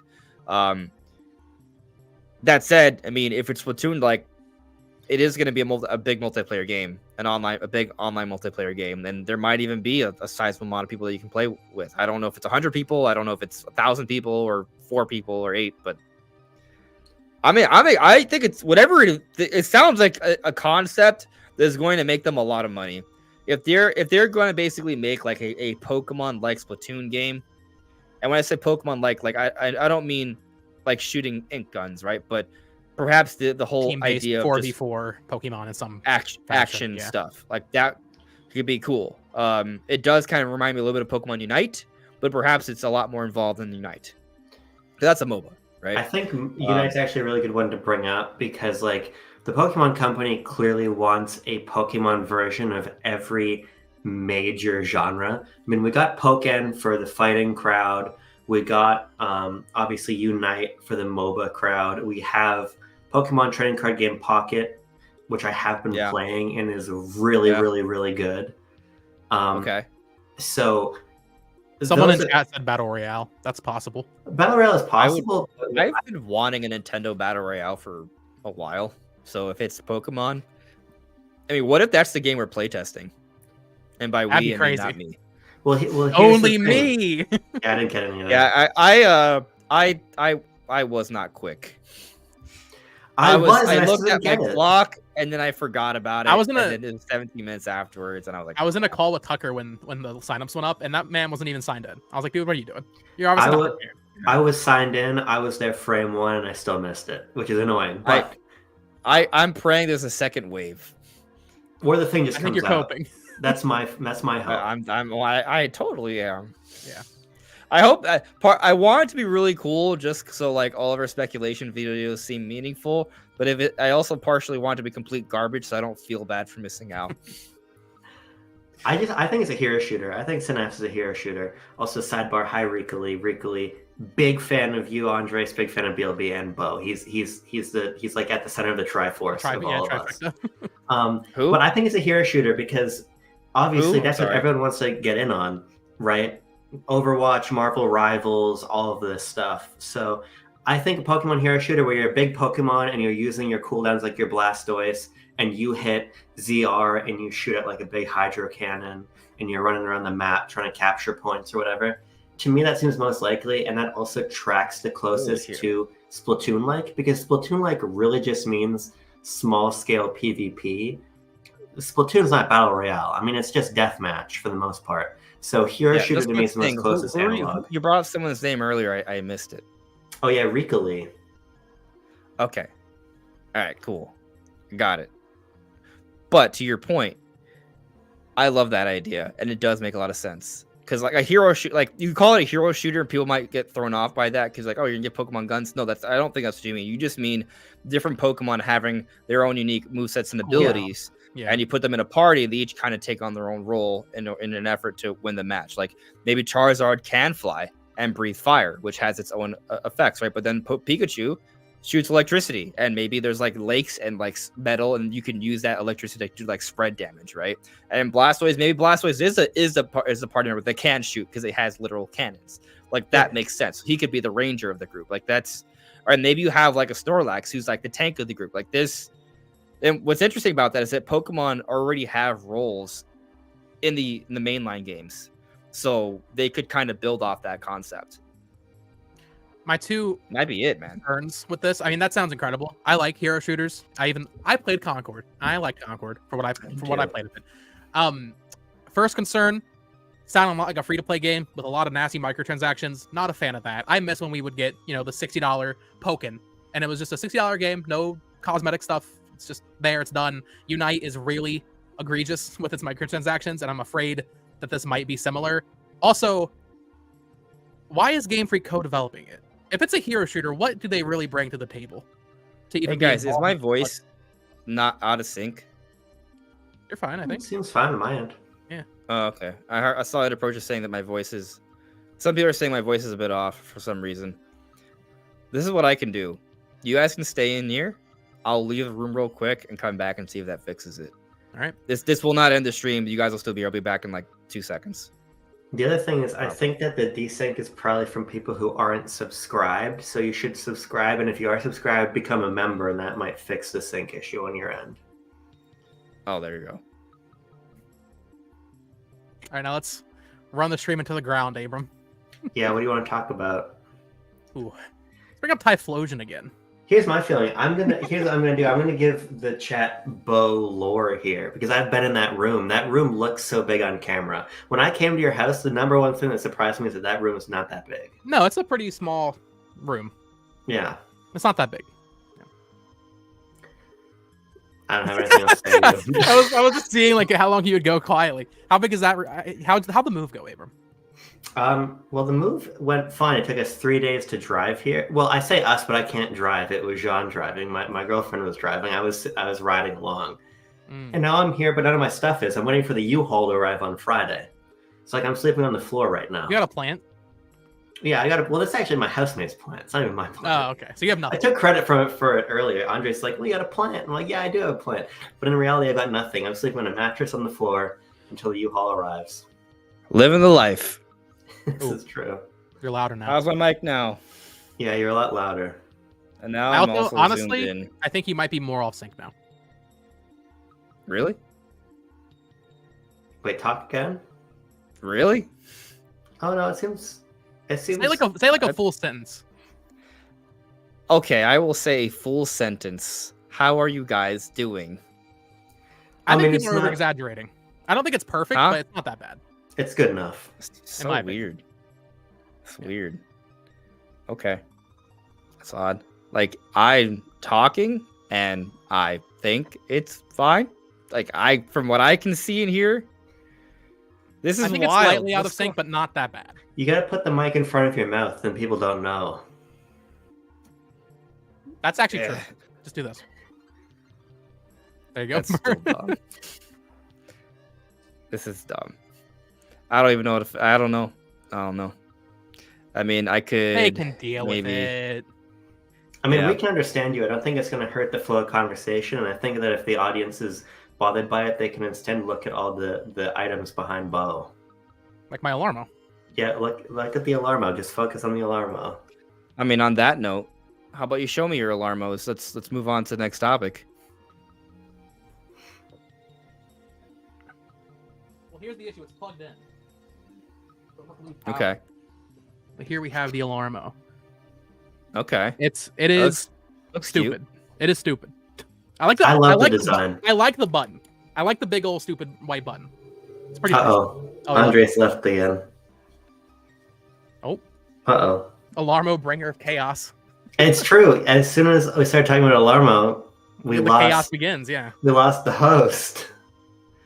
Yeah, I mean, this thing's kind of dumb. But I actually agree. I like the design a lot. It looks Yeah. good on a shelf. I'm not using it upstairs because, unfortunately, I'm not single. So Well, I'll be this having is- a girlfriend over having a clock that wakes me up.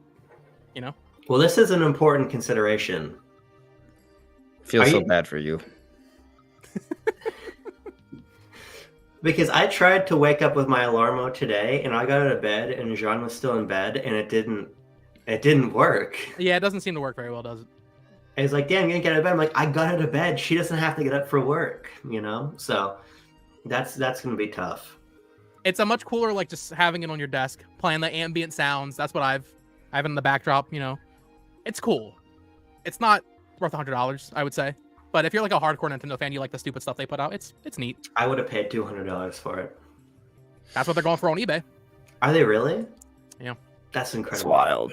Here's my opinion on Alarmo, because I really like the Alarmo a lot, and I knew buying it that I was not going to have the optimal experience with it because I also have a girlfriend, and It sucks to be us, man. I know it's really awful. It's really So awful. sad. I can't use my Alarmo properly. What I love about Alarmo is the interface for it. That's my favorite thing about it. The big button on top is also like a dial, and you use that to go through the menus and everything. It all feels very playful to just mess around with and set up. I think it feels so Nintendo in design, and it being like this continuation of the plan that Iwata had for this quality of life initiative, continuing this Blue Ocean spirit. I think you feel all of that, and I think that's just a really nicely designed product. But for me, it's just going to become a clock, which is fine.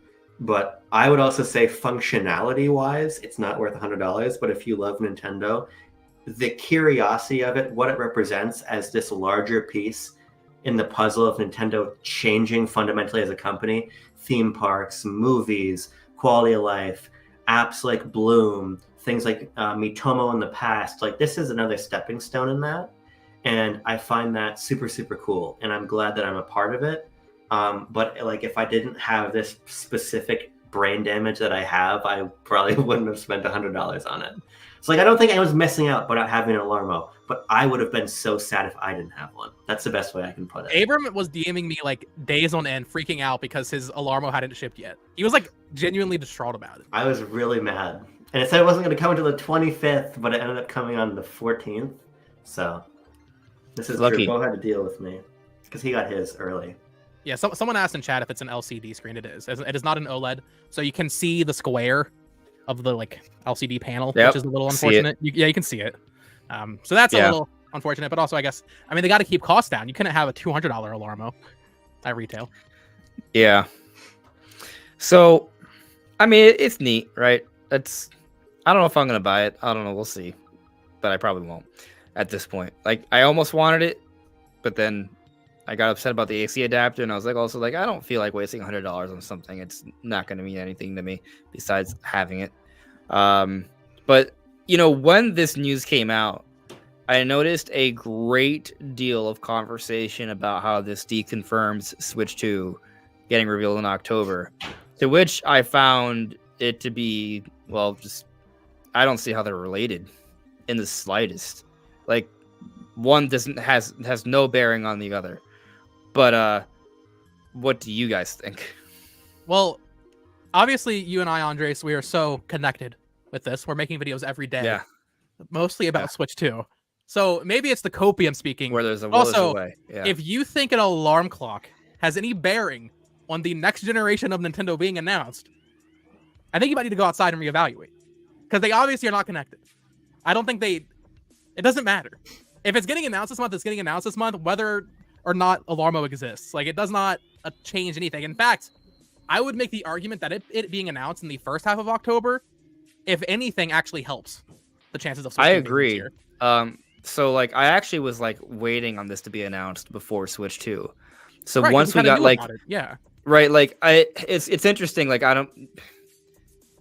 even though there was a lot of conversation about a reveal happening last week on October 10th, and I may have entertained the possibility, but I was never like, "Hey guys, I think this is happening." I was never feeling it. A lot of my videos, I was like, guys, I don't know if it's even happening this month. But then when Alarma got announced, and then we had that, the playtest was announced the same day. Then also the Mario and Luigi previews came out. I was like, well, actually, they kind of just got a lot of stuff out of the way. I know in September the meme was that they cleared the slate in September, and then nothing happened. But they kind of cleared the slate again. They're just kind of continually clearing the slate. It just seems like the slate was actually bigger than we thought. I will say, so that as I'm talking about, I am remembering there is a detail that perhaps is why some people kind of, maybe conflates the wrong word, but attached this alarm clock to the Switch 2 reveal. Oh, and it's because Paul Gale, friend of the channel, great dude, totally trust him. I think he's extremely well connected, right? But he had talked about how he heard that someone had tipped off to him that a next generation console film or trailer was put together, right? Very similar to the Switch 1. If you guys aren't familiar with Paul Gale, you might, if you look at some Switch commercials, you'll see him in the commercials, like just to kind of speak to his connectiveness to this part of the world, right? So, and he talked about this on Twitter, and he was fully forthcoming. He didn't say this 100% means anything, but he did talk about how it kind of leads him to speculate that if what he's heard is legitimate, that he theorizes a like 1 to 6 week period of time in terms of the Switch 2 reveal trailer, which, by the way, this window of time would end October 24th, right? So like we're approaching the end of the month. Like this is his estimation from what he heard. But I did ask him about because I noticed that, hey, this alarm clock. I did not notice. So people were talking about it, and that's when I was like, oh, I see people are making the connection. This is a film trailer with actors, right? Like very similar to like, some other trailers Nintendo might film, like a Switch 2 trailer or a Switch 1 trailer, right? And so I asked Paul, hey, is it possible that these are connected? And he said it was possible. He didn't say he believed that this was it, but he said it was possible. Now, some things that some people may have missed is that Nate the Hate had actually said something to side with Paul Gale when he initially came out with this story. He didn't fully side with him because he hadn't fully verified it himself yet, because there's another piece of data that came with this story that he was waiting to get info on, a trailer for a game that hasn't released yet. I guess he's just trying to see if the source he has is legitimate. But basically, Nate the Hate said that from what he heard, if it is indeed true, what he also heard, what he heard had nothing to do with an alarm clock and people sleeping in a bed. Like, it was about a next generation console trailer. So that's what I think is going on. I think people are, I guess, dooming right now. We're like, oh, there was a film trailer. This must have been what Paul Gill thought it was. It's not. I mean, it might be, possibly, right? I think that's why people are kind of attaching this. But also, even if there hasn't been we have no news of a reveal trailer being filmed, that doesn't mean a reveal trailer hasn't been filmed. So even if it does turn out to be the case that what Paul Gale heard was this Alarmo thing, that doesn't mean Switch 2 can't be revealed this month. But also, I don't think this is what he heard. I think it's just a possibility because we don't know for a fact. Yeah. I would be surprised if someone confused someone sleeping in a bed with an alarm clock as a next generation console. Right, could you imagine the Switch 2 trailer will have way more actors involved to begin with?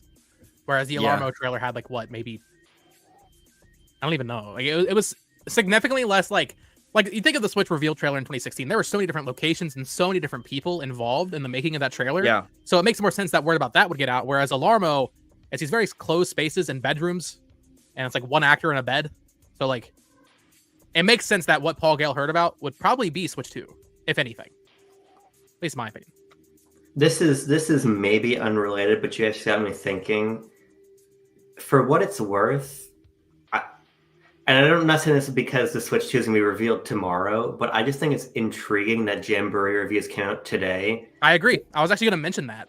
Because the Echoes of Wisdom reviews, the MEO reviews, the NES World Championship reviews, and that's just as far back as I could Google in the time you guys were talking, were the day before the game came out. For no apparent reason, Jamboree reviews are today. Obviously, Jamboree doesn't come out till Thursday. Now, I'm not saying that tomorrow we're going to see Switch 2. I just think that is odd. I did also notice that because the reviews went up at 6 a.m. I was still awake, and I was like, I thought this would happen tomorrow. And then I saw the reviews, and I was like, okay, that's weird, because I'm pretty sure, as far back as I can remember, even back to at least Tears of the Kingdom, they always come out 24 hours before now. Scarlet and Violet was 6 a.m. the Thursday before. So that has persisted even with the new release date change. So for Jamboree reviews to come out 2 days earlier, probably not Switch 2 related. And frankly, this is on some Sparking Zero trailer happening 30 minutes earlier, level of thinking. I do think there's a chance maybe tomorrow we get a trailer announcing whatever the playtest thing is. I think that could happen tomorrow. Trailer for the playtest, trailer for Pokemon, trailer for Metroid Prime 4 release date. Metroid Prime 4 release date. Shadow Drop, multiplayer demo next week. Yeah.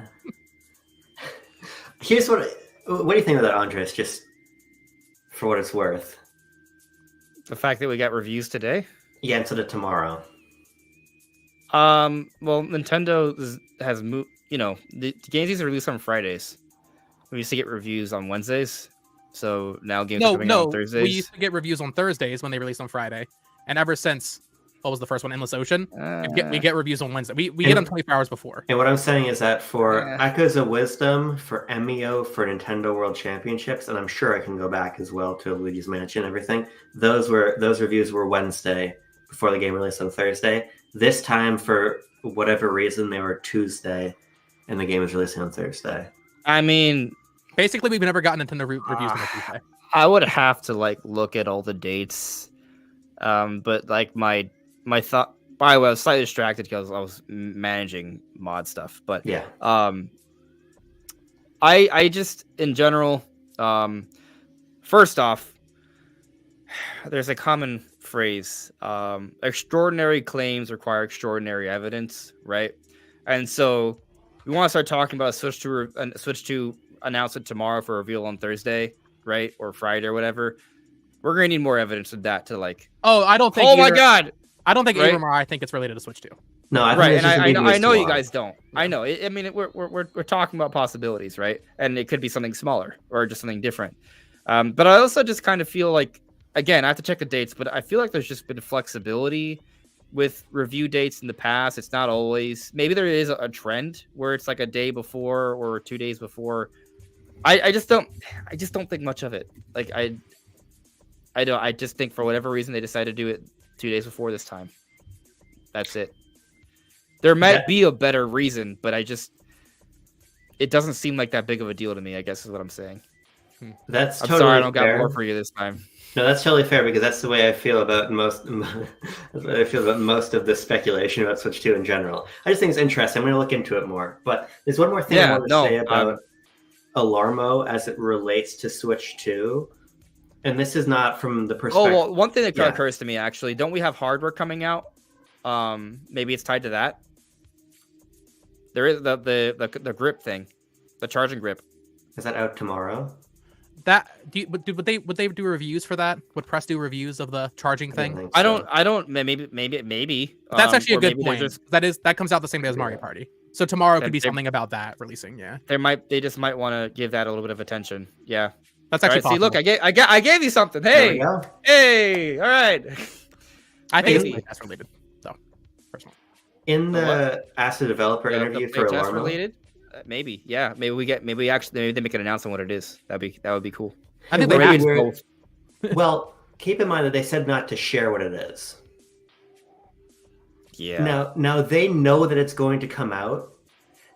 They know that that's a fact. Like they're not stupid. They don't think that they can do a gentleman's agreement. Maybe we'll know what it is, but they don't want people to talk about it. Right. Well, I mean, we've never had this happen before, where it's first of all it's a closed beta, but also they didn't say what it was. Because I'm thinking of the Switch Sports playtest back in 2022, my beloved. All right. Well, that's it. You guys did it. You transitioned topics. Segue. So we are. The Switch Sports playtest, I believe I saw people saying this. I have not verified it myself, but apparently, when they did that playtest, they said the same thing of like, please do not share images or recordings of the Switch Sports playtest.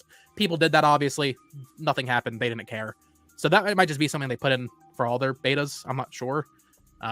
I do think whatever this Switch playtest is, I think it is a bigger deal than a lot of people think. I think bare minimum, it is like a game or something, or some sort of major social feature being added to the console. I don't think it's like behind the scenes they just want to test SNES games again or something. I don't think it's like that. I saw some people saying like it's just going to be them testing some things to get ready. Maybe it's like the 4-player SNES support. I think it's a bigger deal than that. I think it's SNES mouse. I think it's GameCube NSO, to be honest. I think that's probably what it is. Yeah. Well, I mean, we're gonna get into that. I just want to say that when it comes to like opinions that are like that like to downplay it, I feel like there's definitely a spectrum here, right? Because you have one side where every little thing is something crazy, but then you have the other side where no matter what, it always sucks. Like there's never a hey, well, maybe it's about time for something good to happen. You know what I mean? Like there's a side to the conversation that will never predict a good direct. Mm-hmm. But at some point, Nintendo has to provide things that we're gonna want to actually buy. And by we, I mean like Alarmo. No, I mean like a wide audience, like a big audience, not the diehards that will buy anything. No offense. I almost did it myself. If I had more in my bank account, I might have still done it. So, yeah. Here's what I will say. Anyways, I'm sorry, Yeah. We have next to no information about what this is. We know like the file size and some things, but what we know for a fact, what Nintendo themselves say about the Nintendo Switch playtest program, this is straight from their website. quote, "We will perform a test called Nintendo Switch Online playtest program related to a new feature for Nintendo Switch Online service offered for the Nintendo Switch system." Now, I would say personally that a new console, a new library app is a feature, but I think Yeah. if it was like a I think that's the furthest you can stretch it, though. for sure, like if it's a multiplayer beta for a new game, I don't think that's not a feature. Like I don't think this is another F-Zero. Well, unless that's the feature, the ability to play games ahead of time. Like a playtest app might be the feature itself. Also, the term playtest. You guys are playing Metroid Prime 4 next week, and I'm gonna be so freaking pissed. I'll get you in. That's not what's happening. Yeah, I'll make it happen. I don't know if the wording actually matters that much. To your point, them saying feature means we should probably dial it back to like social stuff, I guess, like our expectations. But also, you test features. You don't play test features. So I don't know. The wording doesn't. You play test a video game. You play it. Yeah. You don't play Miiverse. You test Miiverse. So the wording doesn't seem right. Yeah. What if it's like my new theory? Because my first thought was achievements. I don't think that's actually that likely. My new theory, playing, though. It would, because my theory initially was like it's an app that tracks achievements across games, and the playtest is simply play all your various Nintendo games and unlock achievements and make sure it's working. Like, to me, that's a possibility, but I also think that would be a very complicated infrastructure. I don't know if they'd lock that behind the expansion pass. There's a lot of reasons why in my mind that doesn't make sense. They also suggest that you have a wired connection for this playtest, which really doesn't matter, I don't think, if you're popping trophies. My new theory is some kind of like Street Pass Plaza replacement. Well, weren't there some patents for like some sort of lobby system that kind of looked like the Mario Kart 8 lobby? I mean, I don't know. You guys know better than me on patents, but I just think that there's a possibility that this is some sort of new, like, persistent hub area. Could even be like a Wara Wara Plaza type of thing again. Yeah. I don't know. But let's imagine it's GameCube. Well, I guess this kind of leads into it. Connor in the chat with I think that's a Robobot profile picture. Maybe it's a playtest for Kirby Air Ride. Frankly, I hope so. Bro, I would be so mad.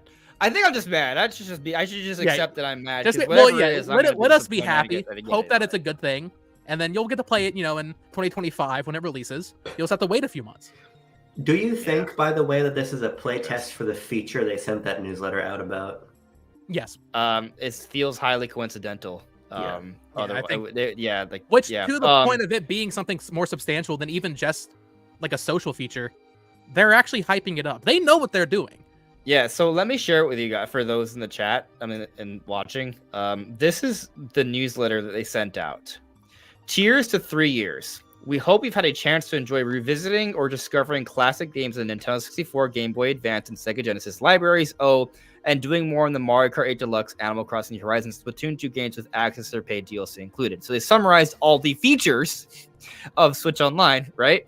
And then they say, what excitement will next year bring for Switch Online plus expansion pack members? Stay tuned to find out. Now, you might say, well, what you might be asking, okay, what do they normally say? Well, this is what they normally say. This is what they normally say right here. Your Nintendo Switch Online expansion pack membership gives you a lot of bang for your buck. Check out some of the great benefits you get with your paid membership. Like, that's what they do. Assuming this new newsletter is related, which I do think it is, I think it also rules out the possibility of it being achievements or of it even being a Street Pass thing, because that's not going to be tied to the expansion pack. That newsletter kind of indicates that whatever it is exclusive to expansion pack members. And one of the only things that really does make sense for that is GameCube. Plus, we know GameCube controllers are coming, so there's that. Yeah, so onto the GameCube smoke. We have several GameCube smoking things. So recently, people have been experiencing trouble with their third-party GameCube controller adapters after the Switch update, the 19.0 firmware update. Yeah, which is a really odd coincidence. Like, of all the things to have issue with, it's the ones tied to GameCube connectivity. And then also earlier this year, we had trademarks renewed for GameCube controller. And then also this summer, we did see the shipping data for LDOL, L standing for Classic NSO apps, and DOL being short for maybe Dolphin. So people think that there's been some sort of GameCube something going on. It's kind of I feel like that's a lot.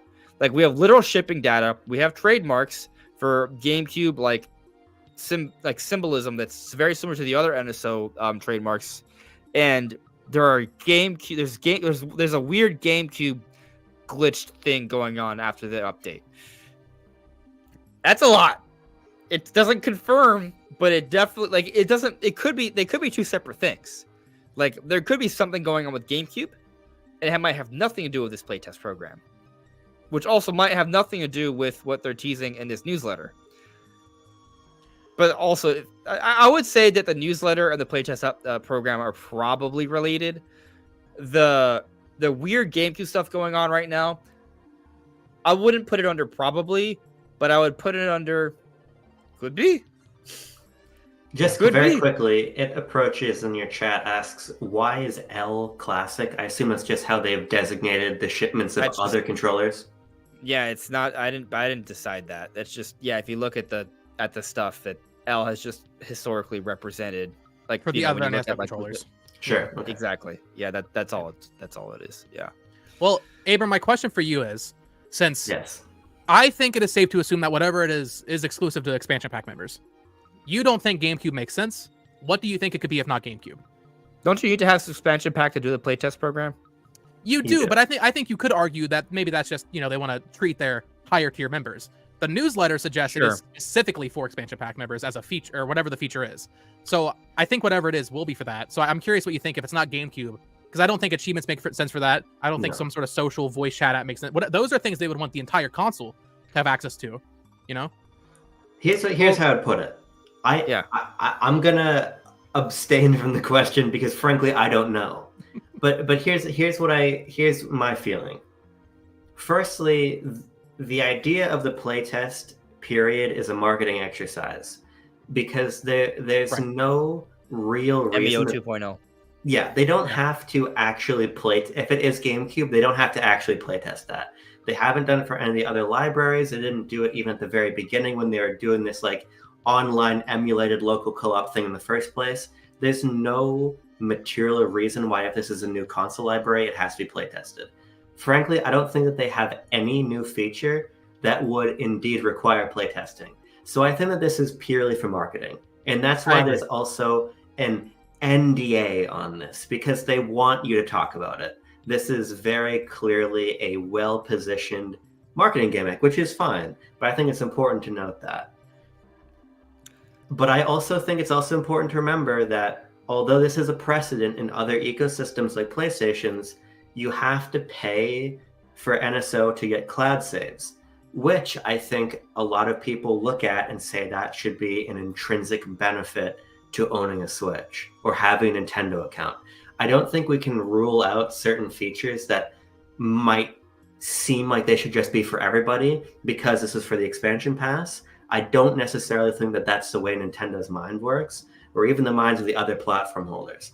So I still don't put past us the idea that this is simply something like, I saw some people saying what if it's an app for matchmaking NSO games? Because there's none of that.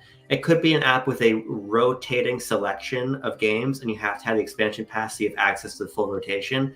Okay, for this 6-hour window, you can match against people to play Mario Tennis. For this 6-hour window, you're playing Star Fox 64.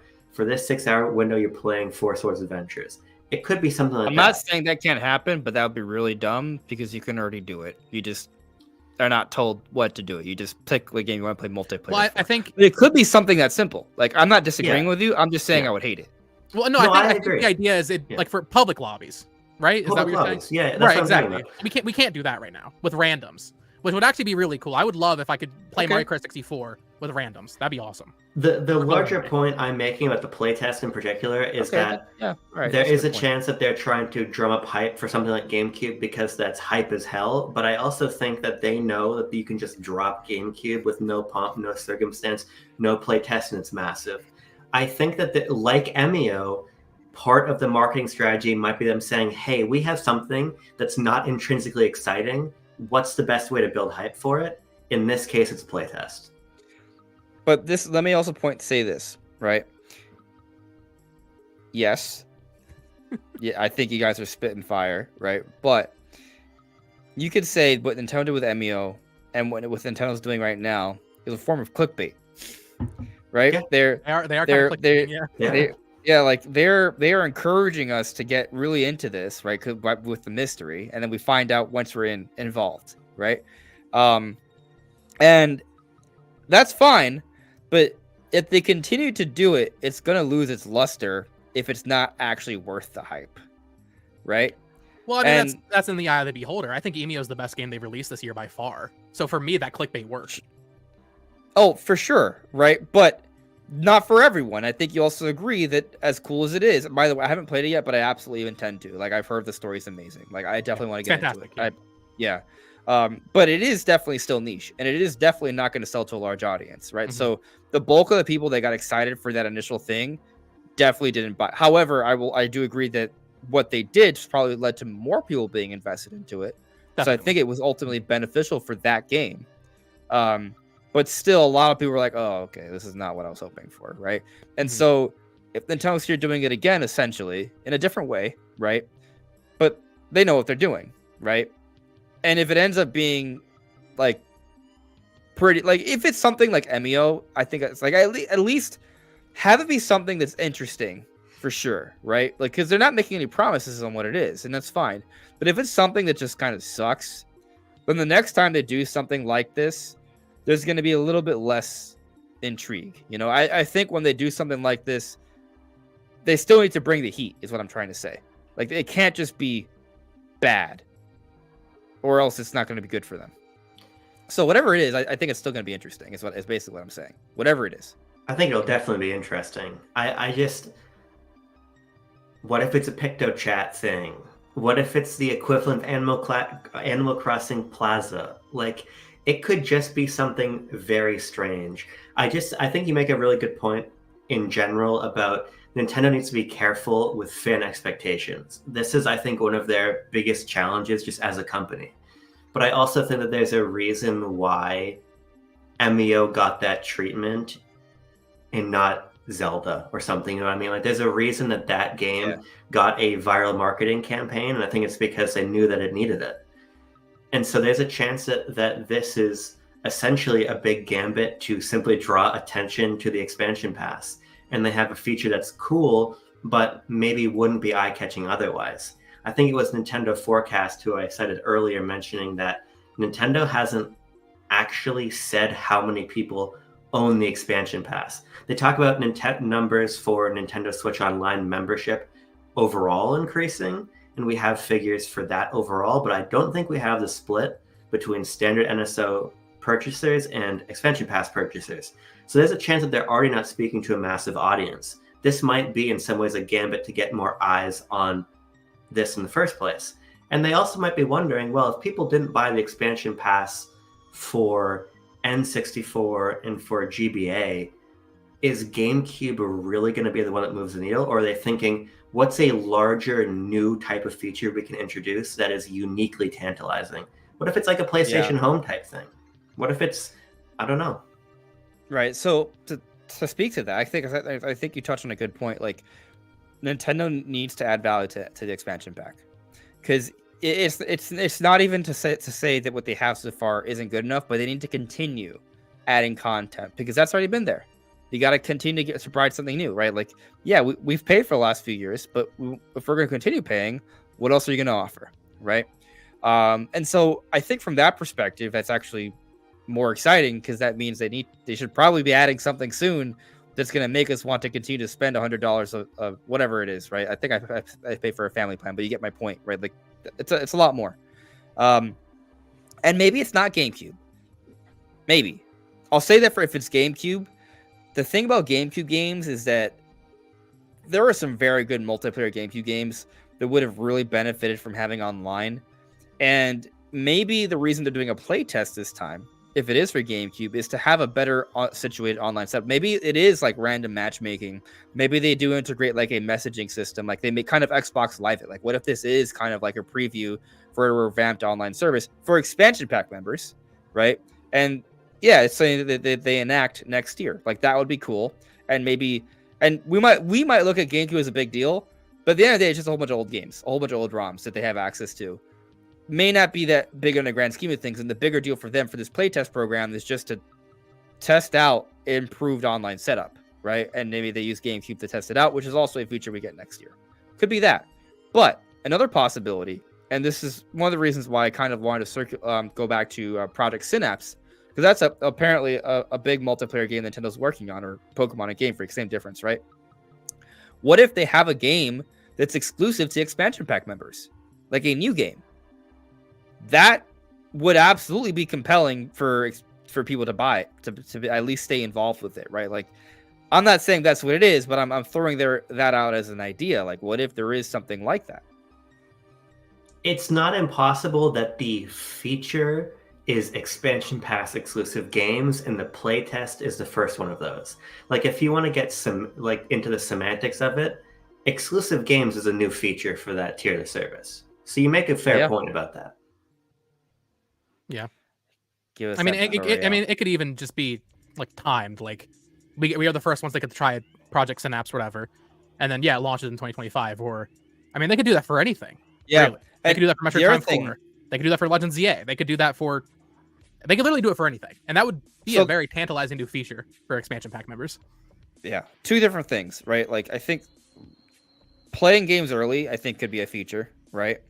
And then just having online only games for expansion pack members. But I mean, if you did that, that doesn't mean there couldn't be a paid version on the eShop, right? But you get it for free if you have expansion pack.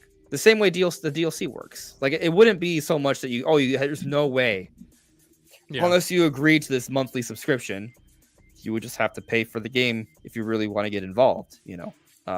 So that I think there's obviously a few different angles there. And if it's any of the things we discussed, I'd be pretty interested in it. I do kind of feel like that if it was like a Me Plaza thing, that ain't gonna get people to buy expansion pack in droves. You know, that it'll get some hardcore Me Plaza fans, but that's it. I mean, if the goal is that's what it is, subscriptions as possible, it kind of needs to be either a new game or a new way to play old games. So yeah, I really don't think it's like a social feature, because I think that would just be free for the app, or at least on the base tier anyway. Yeah, I do think Abram brings a good point to like Nintendo's logic, like not necessarily, but I also feel like why would they be playtesting that though? Yeah, there's a few options there. Let me put up a poll in the chat, see what people think this might be. I can put up to 4 options, so feel free to help me pick what these options are. What is this new NSO feature? You can say GameCube. You can say social feature. GameCube, baby. Trophies. Put in there. Trophies, achievements. Yeah. Do we want to put Me Plaza or something else? Meverse / social. Yeah, just like a social feature. Social feature. And then people in chat are making a good point. I think we've kind of deduced this probably isn't it based on the 2.2 gig file size, but some sort of streaming has been a lot of talk. I was going to put a new exclusive game. I only have 4 options. Oh yeah, we got to have the game in there. That's a big thing we talked about. Yeah, sorry what guys. What are 4 options? Well, get rid of achievement, because I feel like achievement kind of falls under social, and you can put games. Sure. Yeah. Or give it to trophies. Sure, that's a good idea. All right. So what was the other option? Like a streaming service of some kind. Okay, yeah, because that is a popular thing. It is 2.2 gigabytes, so let's straight a lot of people away from thinking it is a streaming service, but maybe it's a streaming service with extra features. So, yeah. Okay, here we go. A streaming service with 2 gigs of dummy data. That's all it is. I don't know why I capped all the words for some and not others. That's it's fine. YouTuber brain. I'm sorry. In the meanwhile, let's let that poll stew for a little bit, and let's get into our final topic. Bandai Namco broke my heart. This is why I'm single. I used to date Bandai Namco. I even bought their most recent game, Dragon Ball Sparking Zero, but now I'm returning it. I'm not returning it. I'm not returning that. I'm enjoying the game. But Bloomberg put out a story today, and basically, I'll just read the headline here. This is from Video Games Chronicles because Bloomberg has limitations. Bandai Namco is reportedly reducing its workforce and has canceled several titles, including games featuring the One Piece and Naruto licenses, as well as a contract project with Nintendo. Now, I saw this earlier in the day, and the initial headline I saw was cancel or postpone, like suspend, which gave me some hope that maybe the Nintendo project wasn't canceled, but just like suspended for a little bit until they sort things out. But I don't see that here. So it does not bode well. I think the biggest hopium you can have is that whatever it was, depending on how far along it was in development, Kid Icarus or Xenosaga, the most you can hope is that Nintendo just took whatever they had done and are going to finish it themselves. But I don't think that's they very commissioned likely. The project. They gave money to Bandai Namco. Like, did they just lose the money then? No, that's weird to me. You think that's weird? Then Nintendo paid them to do something, then they just don't do it. They also paid Bandai Namco to make Metroid Prime 4. I was literally about to say that, and then that didn't happen. So we have a precedent for specifically Bandai Namco Nintendo games being made or being paid for by Nintendo for them to make it, and then they don't happen. So it does. It sucks, but it does happen. I assume we are on the same wavelength, Andres. This is Kid Icarus Uprising, most likely. Or Xenosaga. We're at least somewhat on the same wavelength. I had something up here. I'm not 100% convinced it's Kid Icarus. Right, that is a jump in logic. Like in my video I posted today, I was talking about like Star Fox Adventures. Maybe the rumor was that they were hiring for a remaster of a 3D action game. So people kind of just deduced what would make sense for that. And I'm going back to a forum from 2022 headline here. The Bandai Namco Studios is developing a remaster remake of a 3D action game commissioned by Nintendo. The thing is, if we go by the genre of 3D action game, like there aren't too many Nintendo 3D action games that would be remade, remastered. It's either Star Fox or Kid Icarus. Like those fall under 3D. Like if you could technically, you could use it. You could look at that genre very broad, right? If you look at it very broad, any game that has action in it with 3D graphics would count. But action, like typically, you look at that as like Star Fox or Kid Icarus. Like in terms of Nintendo games, like you wouldn't call Animal Crossing an action game, right? And I think you can bend the rules enough to say Xenosaga, even though that's turn-based. I think you could bend the rules enough for that. There is action in a 3D space. I don't think that remaster. I don't think Nintendo would commission that. So wait, what'd you say, Abram? I don't think that got canned. You got to think. I agree. Xenosaga is still going to happen. No, I'm talking about this remaster. No matter what it was, I don't think that's the canned project.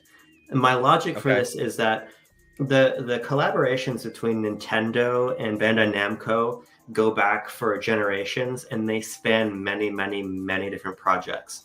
Obviously, just in the Switch era, Bandai has worked on Pokemon stuff, new Pokemon Snap. They worked on Smash Brothers and Mario Kart. Presumably, that talent is part of the newly created Studio 2 and Studio S, which within Bandai Namco, which just works on Nintendo games. Most likely, that team is just working on the big S-tier stuff.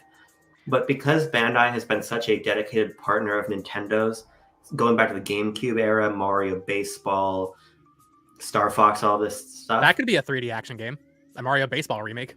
Well, but here's my point. If this collaboration is this deep, in reality, and Bandai Namco is so huge, in reality, they probably had several projects going with Nintendo.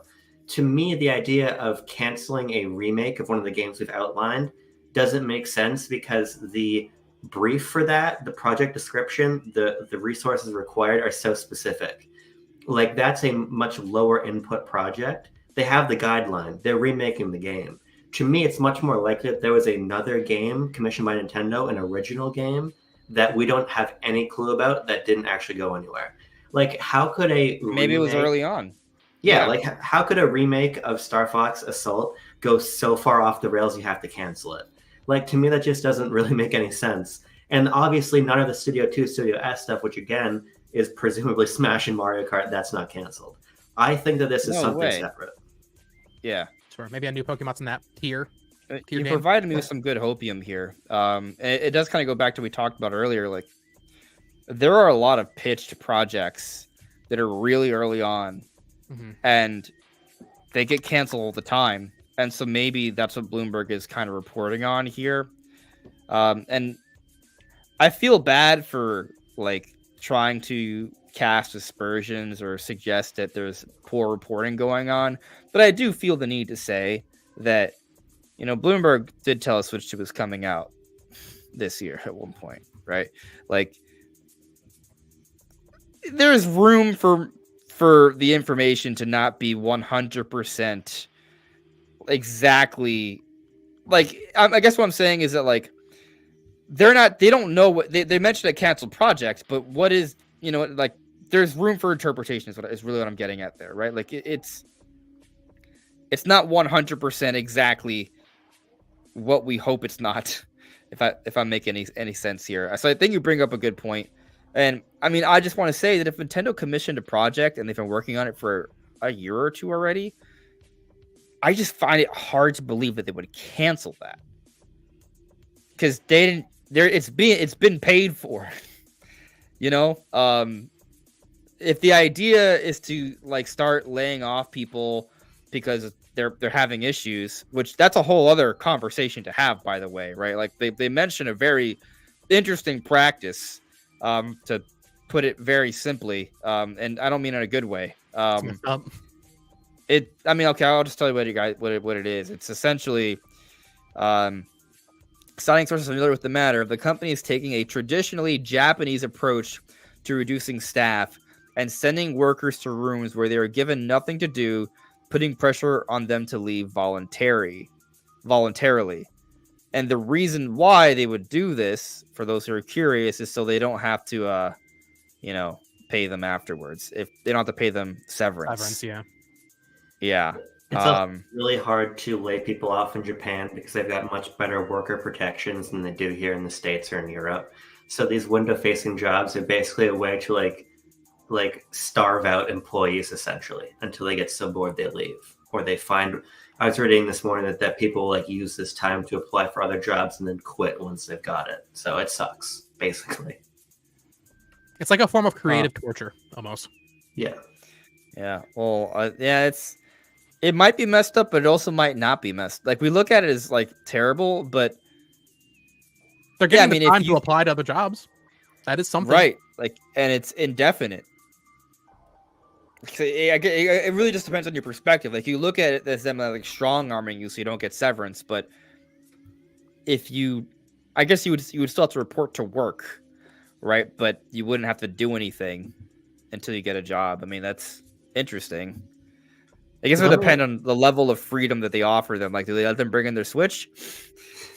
Oh, I'm testing out concepts.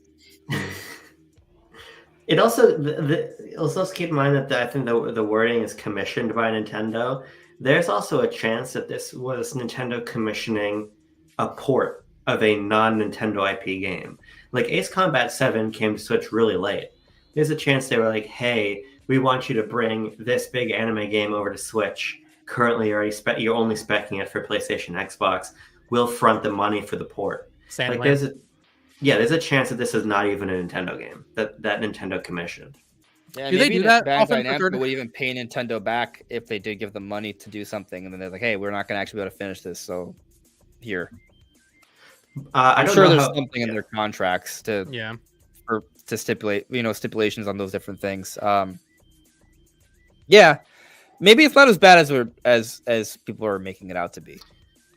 The other thing is, like, usually how funding a game will work is like you'll get funding and then you have to hit milestones, and there's check-ins at milestones to get more money. So there's a chance that Nintendo put a modest sum into a small team to workshop a game. The first milestone rolled around, it wasn't sufficient, they canceled the project. and lost money, but nowhere near the extent to like the loss they took on Prime 4 restarting development or things like that. You know, like I just think people are jumping to conclusions quickly that this was like a catastrophic thing. And I think there's in reality a lot of possibilities for what got canned. It kind of gives me the same energies as the Alarmo Switch 2 thing. Like, yes, there was a trailer filmed for Alarmo. No, that doesn't mean that the trailer we heard that was filmed for Switch 2 is actually just the Alarmo trailer.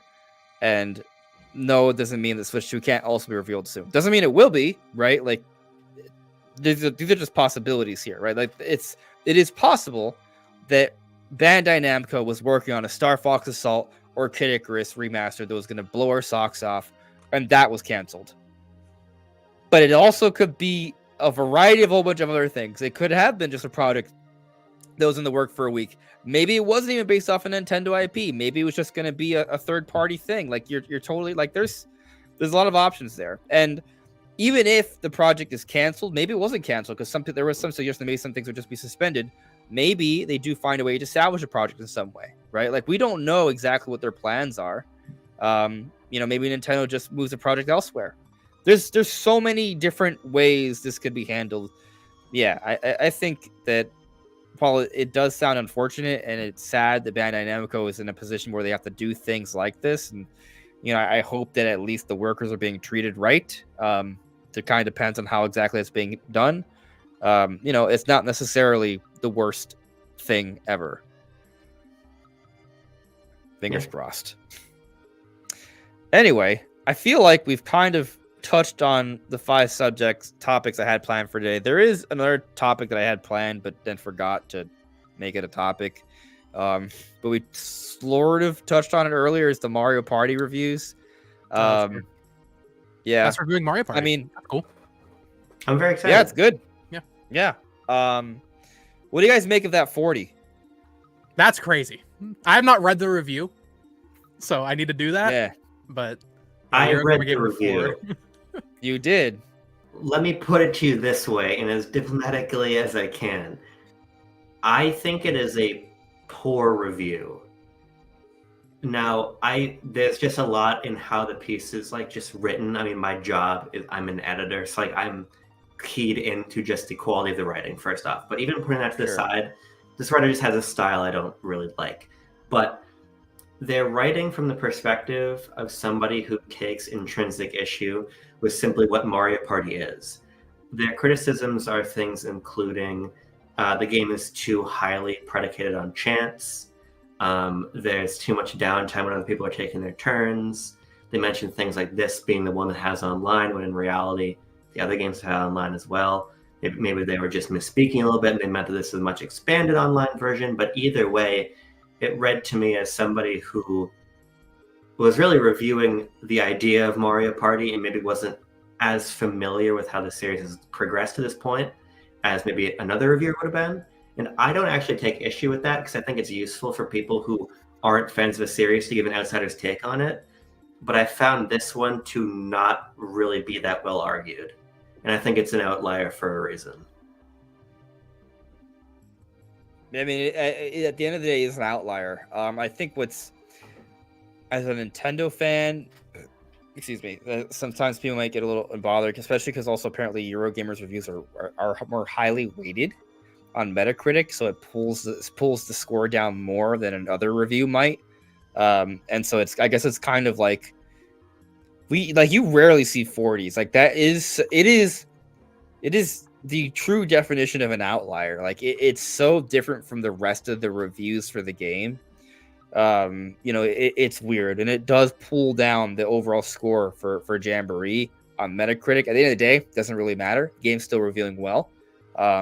Most of the reviews are very positive. I mean, basically what the person said though is that if you like Mario Party, you're fine, but if you don't like Mario Party, then you're not going to like this because it's still Mario Party, which, I mean, yeah, at least from that perspective, like, it's true, right? Like, if you didn't like Mario Party before, you're probably not going to like Jamboree.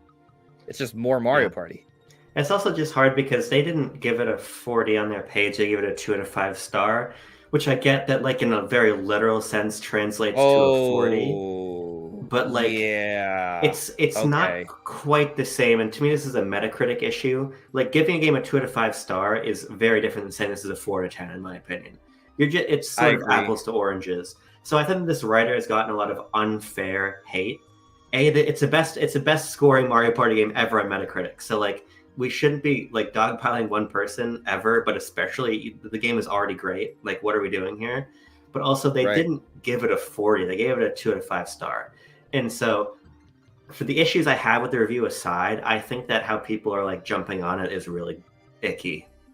So yeah, I mean, when you look at it as a like, if you look at it on 100-point scale, it's like, yo, what the hell?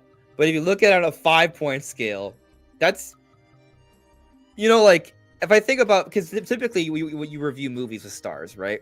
I would say they probably shouldn't review games with stars. So, you know, there's that to be said, right? But like with a movie, there are movies that I've seen that are 2 out of 5 stars, and I'm like, okay, like it's still watchable. So you know, it's not the same. Like in video games, a 40 out of 10 is complete utter horse dog poo poo that should not be touched by anyone, right? Like that's the indication. But in movies, it's not the case. Like I think like Da Vinci's Code was like a 2.5 out of 5 stars, but a lot of people think Da Vinci's Code is really cool, right? Like that was like a cultural phenomenon for a little bit. So it's very, yeah, that is a really good point to make. Context matters. Yeah. And also everybody writes bad reviews. It's like back when I wrote reviews, like as my job, I wrote a lot of bad reviews. So like this person just turned in a bad review and that's fine. I think we just as a community get too freaked out over scores. I remember I reviewed Star Fox Zero when it came out back in 2016. Guess what score I gave it? I'm gonna say, I don't know. I'm gonna say 9.5. 9.5. I gave it an 8. Okay. But I don't think it deserves an 8 anymore. I was definitely my bias. I think it's a 7, or maybe a 6. I give it a 6. The culture around review scores is a messy business because people were freaking out that IGN gave Sparking Zero a 7, and I love Dragon Ball and I love Sparking Zero. It's probably like a 7, maybe an 8, maybe. Also, 7 is literally good. Yeah, 7's literally good. It's just because people made the direct comparison that 7 is also what they gave Concord, and I'm just sitting here like, yeah, I think it's about equal, probably in quality.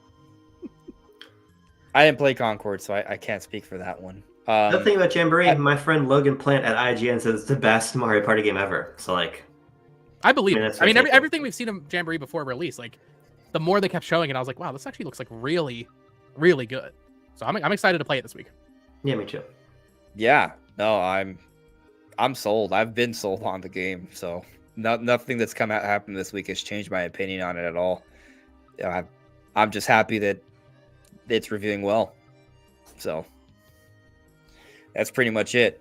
All right, so we're kind of done. I think we'll just check in the chat a little bit, do a little Q&A, and then close out. How's that poll? I see the poll. Yeah, we got 47 votes in so far. And I asked, what is the new NSO feature?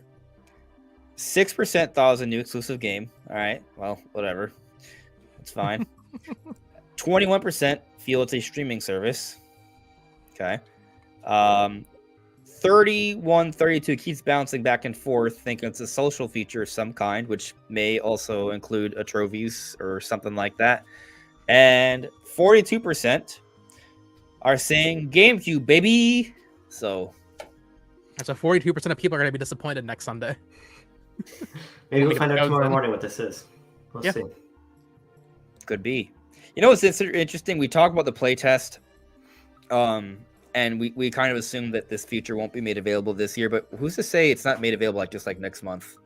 You know?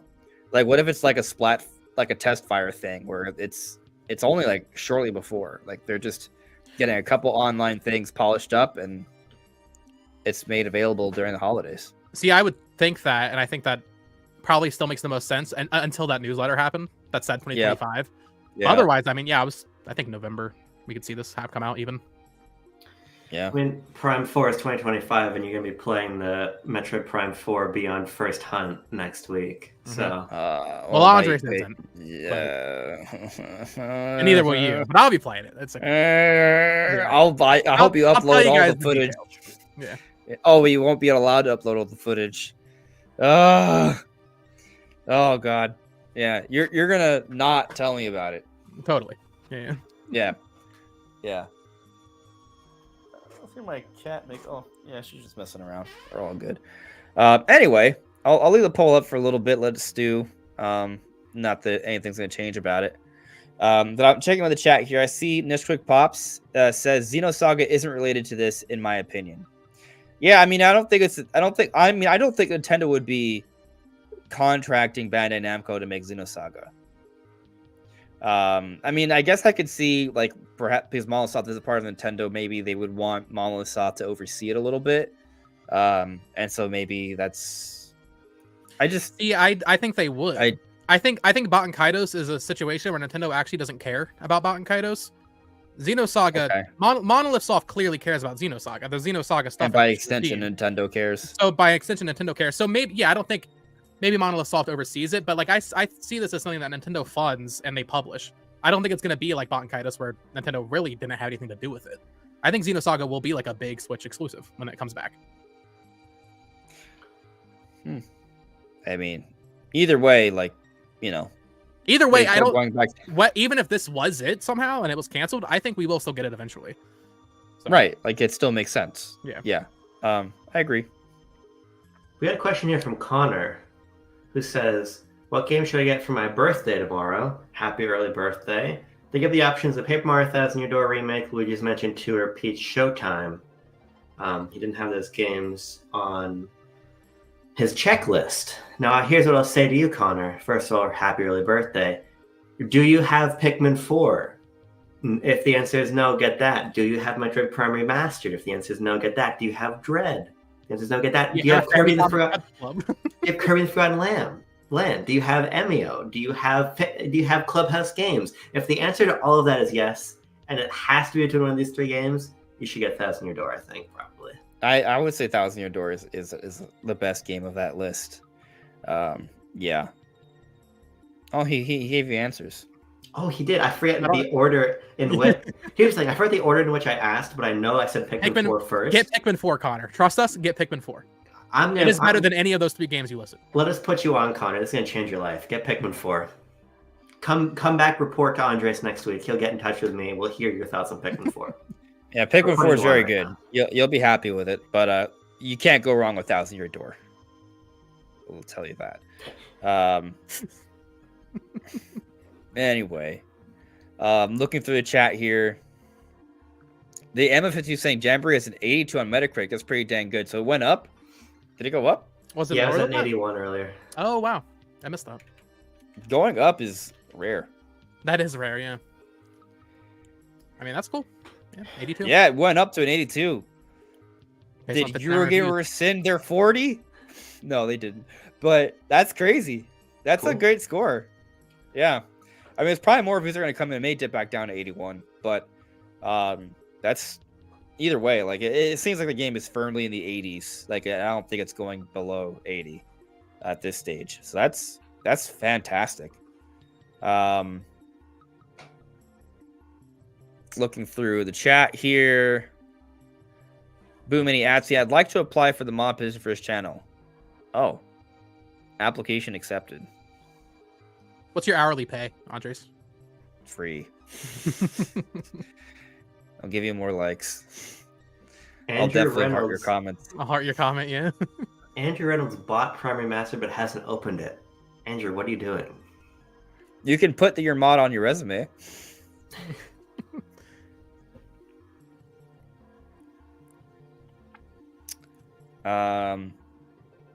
Let's see here. Best Skull says, "Yeah, bro, why did Mario and Luigi Brothership trailer so early? See, that makes sense." I guess they're asking why did we get an Brothership overview trailer. You saw what I did there accidentally. But why did we get a trailer so early? I don't know. Nintendo's been doing a lot of things early lately. It's almost like they're clearing the slate for a really big reveal. Well, I will say, I think maybe we're looking a little bit too much into that one specifically. I think it's possible. Probably. Because usually we do, right? But usually the overview trailer is kind of always like the last thing before release, and then like a launch trailer comes out. I think there's a good possibility we get a demo for Brothership, and maybe that is like a late October thing, and that has a new trailer with it. What if that's a playtest program? That would suck. They also did the Jamboree overview trailer really early too. Yeah, that was I think 3 weeks early. This is still earlier than that though. To be fair. Yeah, it's odd, but I don't know, man. I want to. We all know what I want it to be, but it's just one of those things where like we can. It's fun to think about why they might do it, but sometimes Nintendo just does things, and we can't figure out why. There is a reason why, right? Like they just do things. Like that's just what they do. They just do things. Khabib Nurmagomedov, what's your opinion on PC handhelds slowly but surely killing Nintendo market? Don't really feel that's the case. That's my kind of opinion on it. Like, I don't think Steam Deck has been the reason Switch. How much has Steam Deck sold? Less than 2 million. Yeah, there you go. Yeah, I mean, like, I remember when people used to like the most successful Nintendo handheld competitor that has ever existed was a PlayStation Portable, and that was also the same generation where Nintendo had the best-selling console they've ever had in the Nintendo DS. So the competition, when it was at its greatest, didn't seem to negatively impact Nintendo. They had their best generation ever for a handheld, or period. The Switch is off. It seems like it's going to pass a DS, right? But yeah, I sometimes I think competition is good. I don't think competition is bad. And that was with significantly less powerful hardware, like significantly. So I don't think a Steam Deck 2 or whatever is going to really hurt Switch 2. No, I mean, does it technically hurt Switch because people can emulate games on there? Yeah, technically, I guess it does, right? But the fact of the matter is, pirating, emulation, these have been issues that Nintendo's been dealing with the entire time. So these issues have been eating, I guess emulation, right, has been eating at Nintendo's like market share for its entire existence. But since it's been a constant, it's kind of like it's just par for the course. So I don't really look at it as killing Nintendo more so than it ever has been, if that makes any sense. Nintendo's been thriving under these conditions for the most part the entire time. So I don't think it's concerning, but I also think it's good that there are other PC handhelds out there, so people have variety. So, yeah. Feel free to disagree with me or strongly support my opinion. Please feed me poop says, I think you know my favorite thing. Yeah, I think I do. The real J Stone adds me, Nintendo is underestimating the internet and the public have nothing to lose after speaking. This is probably speaking on the it's not really an NDA, but the request to not speak on the game or whatever the playtest program is. Maybe they're fully aware, but they're still going to say that anyways. Yeah, it's just hype building. They know that people are going to talk about it. And it's to their benefit that they do. So, yeah.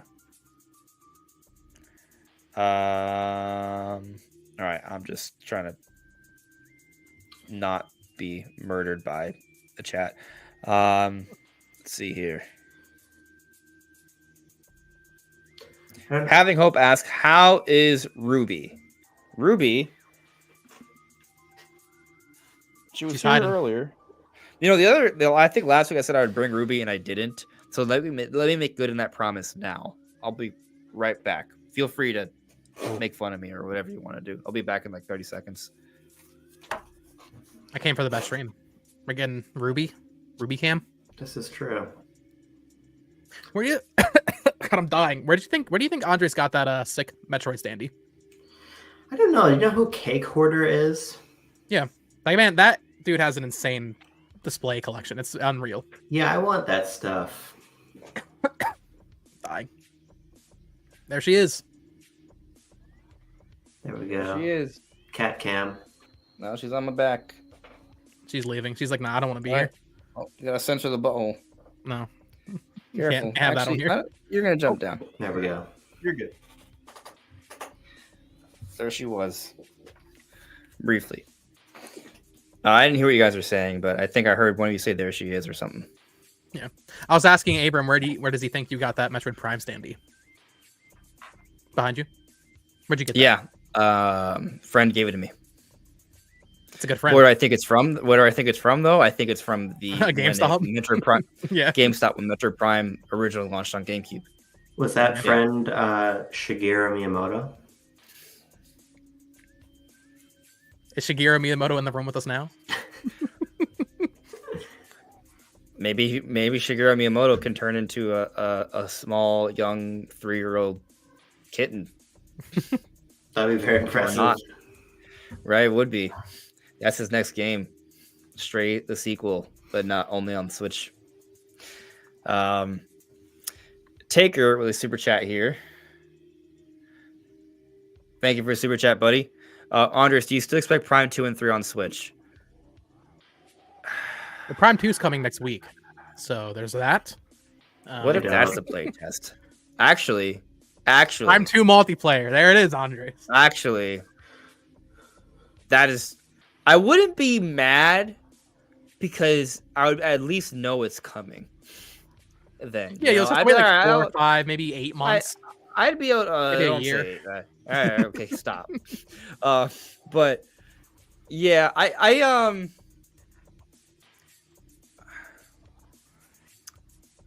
it's hard. It's hard for me to say. Like it's just one of those things where I think I'll stick to the same reasoning I have with Switch, right? Like I've had this expectation. Well, Switch 2 reveal. I've had this expectation that it would happen with this window of time, right? This window of time has yet to end. So I don't think I should abandon ship yet. And when it comes to Metroid Prime 2 and 3, my expectation has been that it would release before Prime 4. Prime 4 has not come out yet. So I don't think I should abandon ship yet. So I still have an optimism it could happen. We don't know what next year is going to entail. Maybe, what Nintendo does is that they release Prime 2 and 3 in February or March. Like those are be good games to put in that one. Could be, right? Yeah. Like, yeah. Maybe they do like a remember how for Bayonetta they did a Bayonetta 1 and 2 and they gave us a Bayonetta 3 teaser? Yep. What if they do like, hey, here's another 30-second trailer of Prime 4. Oh, by the way, Prime 2 and 3 out next month or something. That's the Pikmin strategy. Pikmin 1 and 2. That was what, like, it was less than a month, I think, right? Yeah, it was in June. Yeah. I don't think we should give up yet. I don't think we should give up, but I think it's unlikely because Echoes in particular, I think, is just a much worse game than either Prime 1 or 3, and I think that particularly that game and 3 to a lesser extent need more work than Prime 1 did, and I just wonder if Nintendo thinks, okay, let people play remastered, come to love the series because that's the best, and then have them play 4. Like, is adding 2 Echoes and muddying the water. Now, I love Corruption. I think Corruption's almost as good as Prime 1. But I just don't know if they're going to do it. I also don't know if Prime 4 is going to connect narratively. I know Silex is in there or whatever, but I don't know. Well, I definitely think it's going to connect narratively.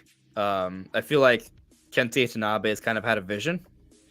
And just seeing Silex, the fact that they put Silex in that trailer. That's true. Even, I think it's all just like, hey, all those interviews where he's talked about where Tanabe's talked about Silex and the Federation. And it's not like this is the only time. Like they also, like there's a history of Silex being. This has been a thing for years. Like he's in the end of Federation Force. He's not just in the right. Like so, I don't think this is just like a one-off, right? I think that there is a history of an acknowledgement of Silex for a long time now. So I think there's intent there.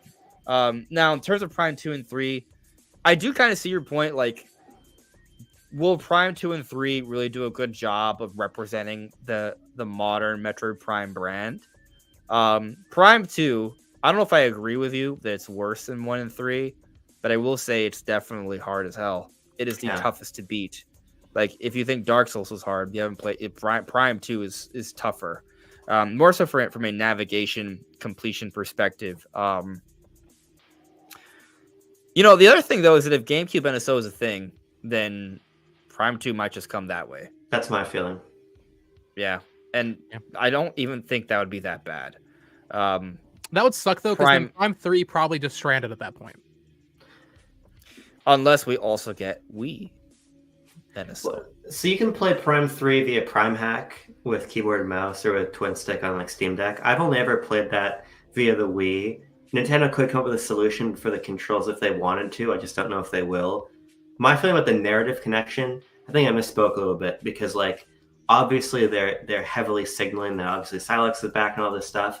But my larger point is I think it's going to be very possible to play Beyond without the context of the previous. Oh, totally. You don't need them. I agree. Yeah. So that's why I don't know if they'd feel like super pressured to put 2 and 3, especially since 2 is not even super connected to 1 or 3. Well, also, I don't think they needed context for Pikmin 1 and 2 before 4 came out. And Pikmin 4 was also in some ways like a retcon, narratively speaking. So yeah, I haven't wrapped my head around how that all makes sense yet. Yeah, I mean, I also don't think like Pikmin. I don't think Pikmin 1 and 2 in any way detracted from Pikmin 4, right? So why should Prime 2 and 3 take away from? Like it shouldn't, Like the same way, like we're not concerned about a Wind Waker or Twilight Princess like taking away from Breath of Tears or Link's Awakening taking away or like.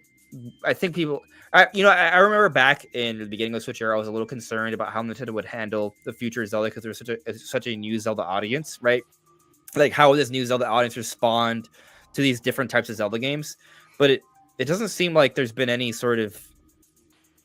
been any adverse effects, it seems like, if that makes any sense. Or like I think people are going to understand Prime 4 is Prime 4, Prime 2 and 3 are clearly old games. And so there's not going to be any negative opinions. Nothing of significance that would, have any poor effects for Prime 4. So I think it's fine. However they handle it, I think it'll be fine. It's definitely my bias a little bit. So I'm like, in my head, Pikmin 1 and 2 need a lot less work than like Prime 2 Echoes does. But also, in some ways, that's not true. Yeah. Like Pikmin 4 plays so much different than the first 3. Pikmin 1 is rough to go back to, I'm going to be honest. Pikmin 1's still the best in the series, of course, but that's definitely not true. I enjoyed it.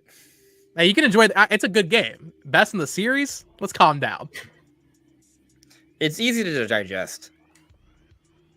Prime 2 is not easy to digest. No, Prime 2 is very cool, but it's real rough around the edges, I think. Yeah, and even the trilogy version had a little bit of reworking to make it easier, and it's still balls to the wall hard. And I don't think they're gonna get the same remaster treatment as 1 either. So, and I think the bigger challenge, honestly, is not Prime 2 to me; it's Prime 3 because of the motion controls. It's totally doable, but do they want to do it? That game uses nunchuck motion more than like any other game I can think of on Wii. I mean, you can delegate all that stuff to buttons if you really needed to. I mean, I think the other thing is that the Wii didn't have a second analog stick, right? So you would be able. There are moments when you're not aiming around to do like motion movements, like grips and stuff. So normally you'd use the right stick to move around the camera, but in those moments you wouldn't be moving on the camera. So you can then use the right stick to essentially mimic the motion control movements, which, by the way, is what they do in Skyward Sword HD. Yeah. So, it's probably actually pretty easy to do, and they could probably change the nunchuck one to just like a button thing. That game is also so action-packed. I think it fits in really nicely with like Samus Returns and Dread. Like there's sections in Corruption that are literally just an FPS. Like go down this corridor and kill space pirates, or like defend this area from space pirates until like a timer is done. Like that game's how super pissed would modern. you be How pissed would you be if they gave Prime 2 and 3 the remaster treatment? Like visually it look as good as Prime 1, but it means Prime 4 doesn't come out till 2026. I don't want that at all. I just give it Prime 4. Okay. As someone who has not played Prime 2 and 3, I would take that any day of the week, please. I'm waiting. You want the Prime? Yeah, I mean, they're very. I mean, I love Corruption, and I think I don't like Echoes that much, but it's still a cool game. But I just want Prime 4 so bad. Well, see, I'm in eternal waiting mode because obviously Prime Remastered came out. I played it, and I was like, okay, well, I need to play 2 and 3 before Prime 4. I've never played these games, and I thought, okay, they'll probably come out pretty soon. And it's been almost 2 years now, and it's like, well, if it's not announced by, I don't even know what the cutoff is anymore, but I will buy the Wii trilogy and I will play it there if I must. Well, but I don't want to have to do that. You're also a fraud because when I was at your house, I was like, we should play Metroid Prime 2 multiplayer. And you're like, damn, I have no version of Metroid Prime 2. I'm like, I have no version of Metroid Prime 2 right now. Why am I even at your house then? Yeah, I think the cutoff for Prime 2 and 3 is when Prime 4 comes out. Yeah, exactly. Because they can give us a release date until a month before. So it could literally be, let's say it comes out in, I don't know, July. That we could learn in June. So it's like, man, let us know, Nintendo. Yeah. Yeah. Because I don't want to play it on Wii if I don't have to. I really don't. Yeah, I don't like playing them on Wii.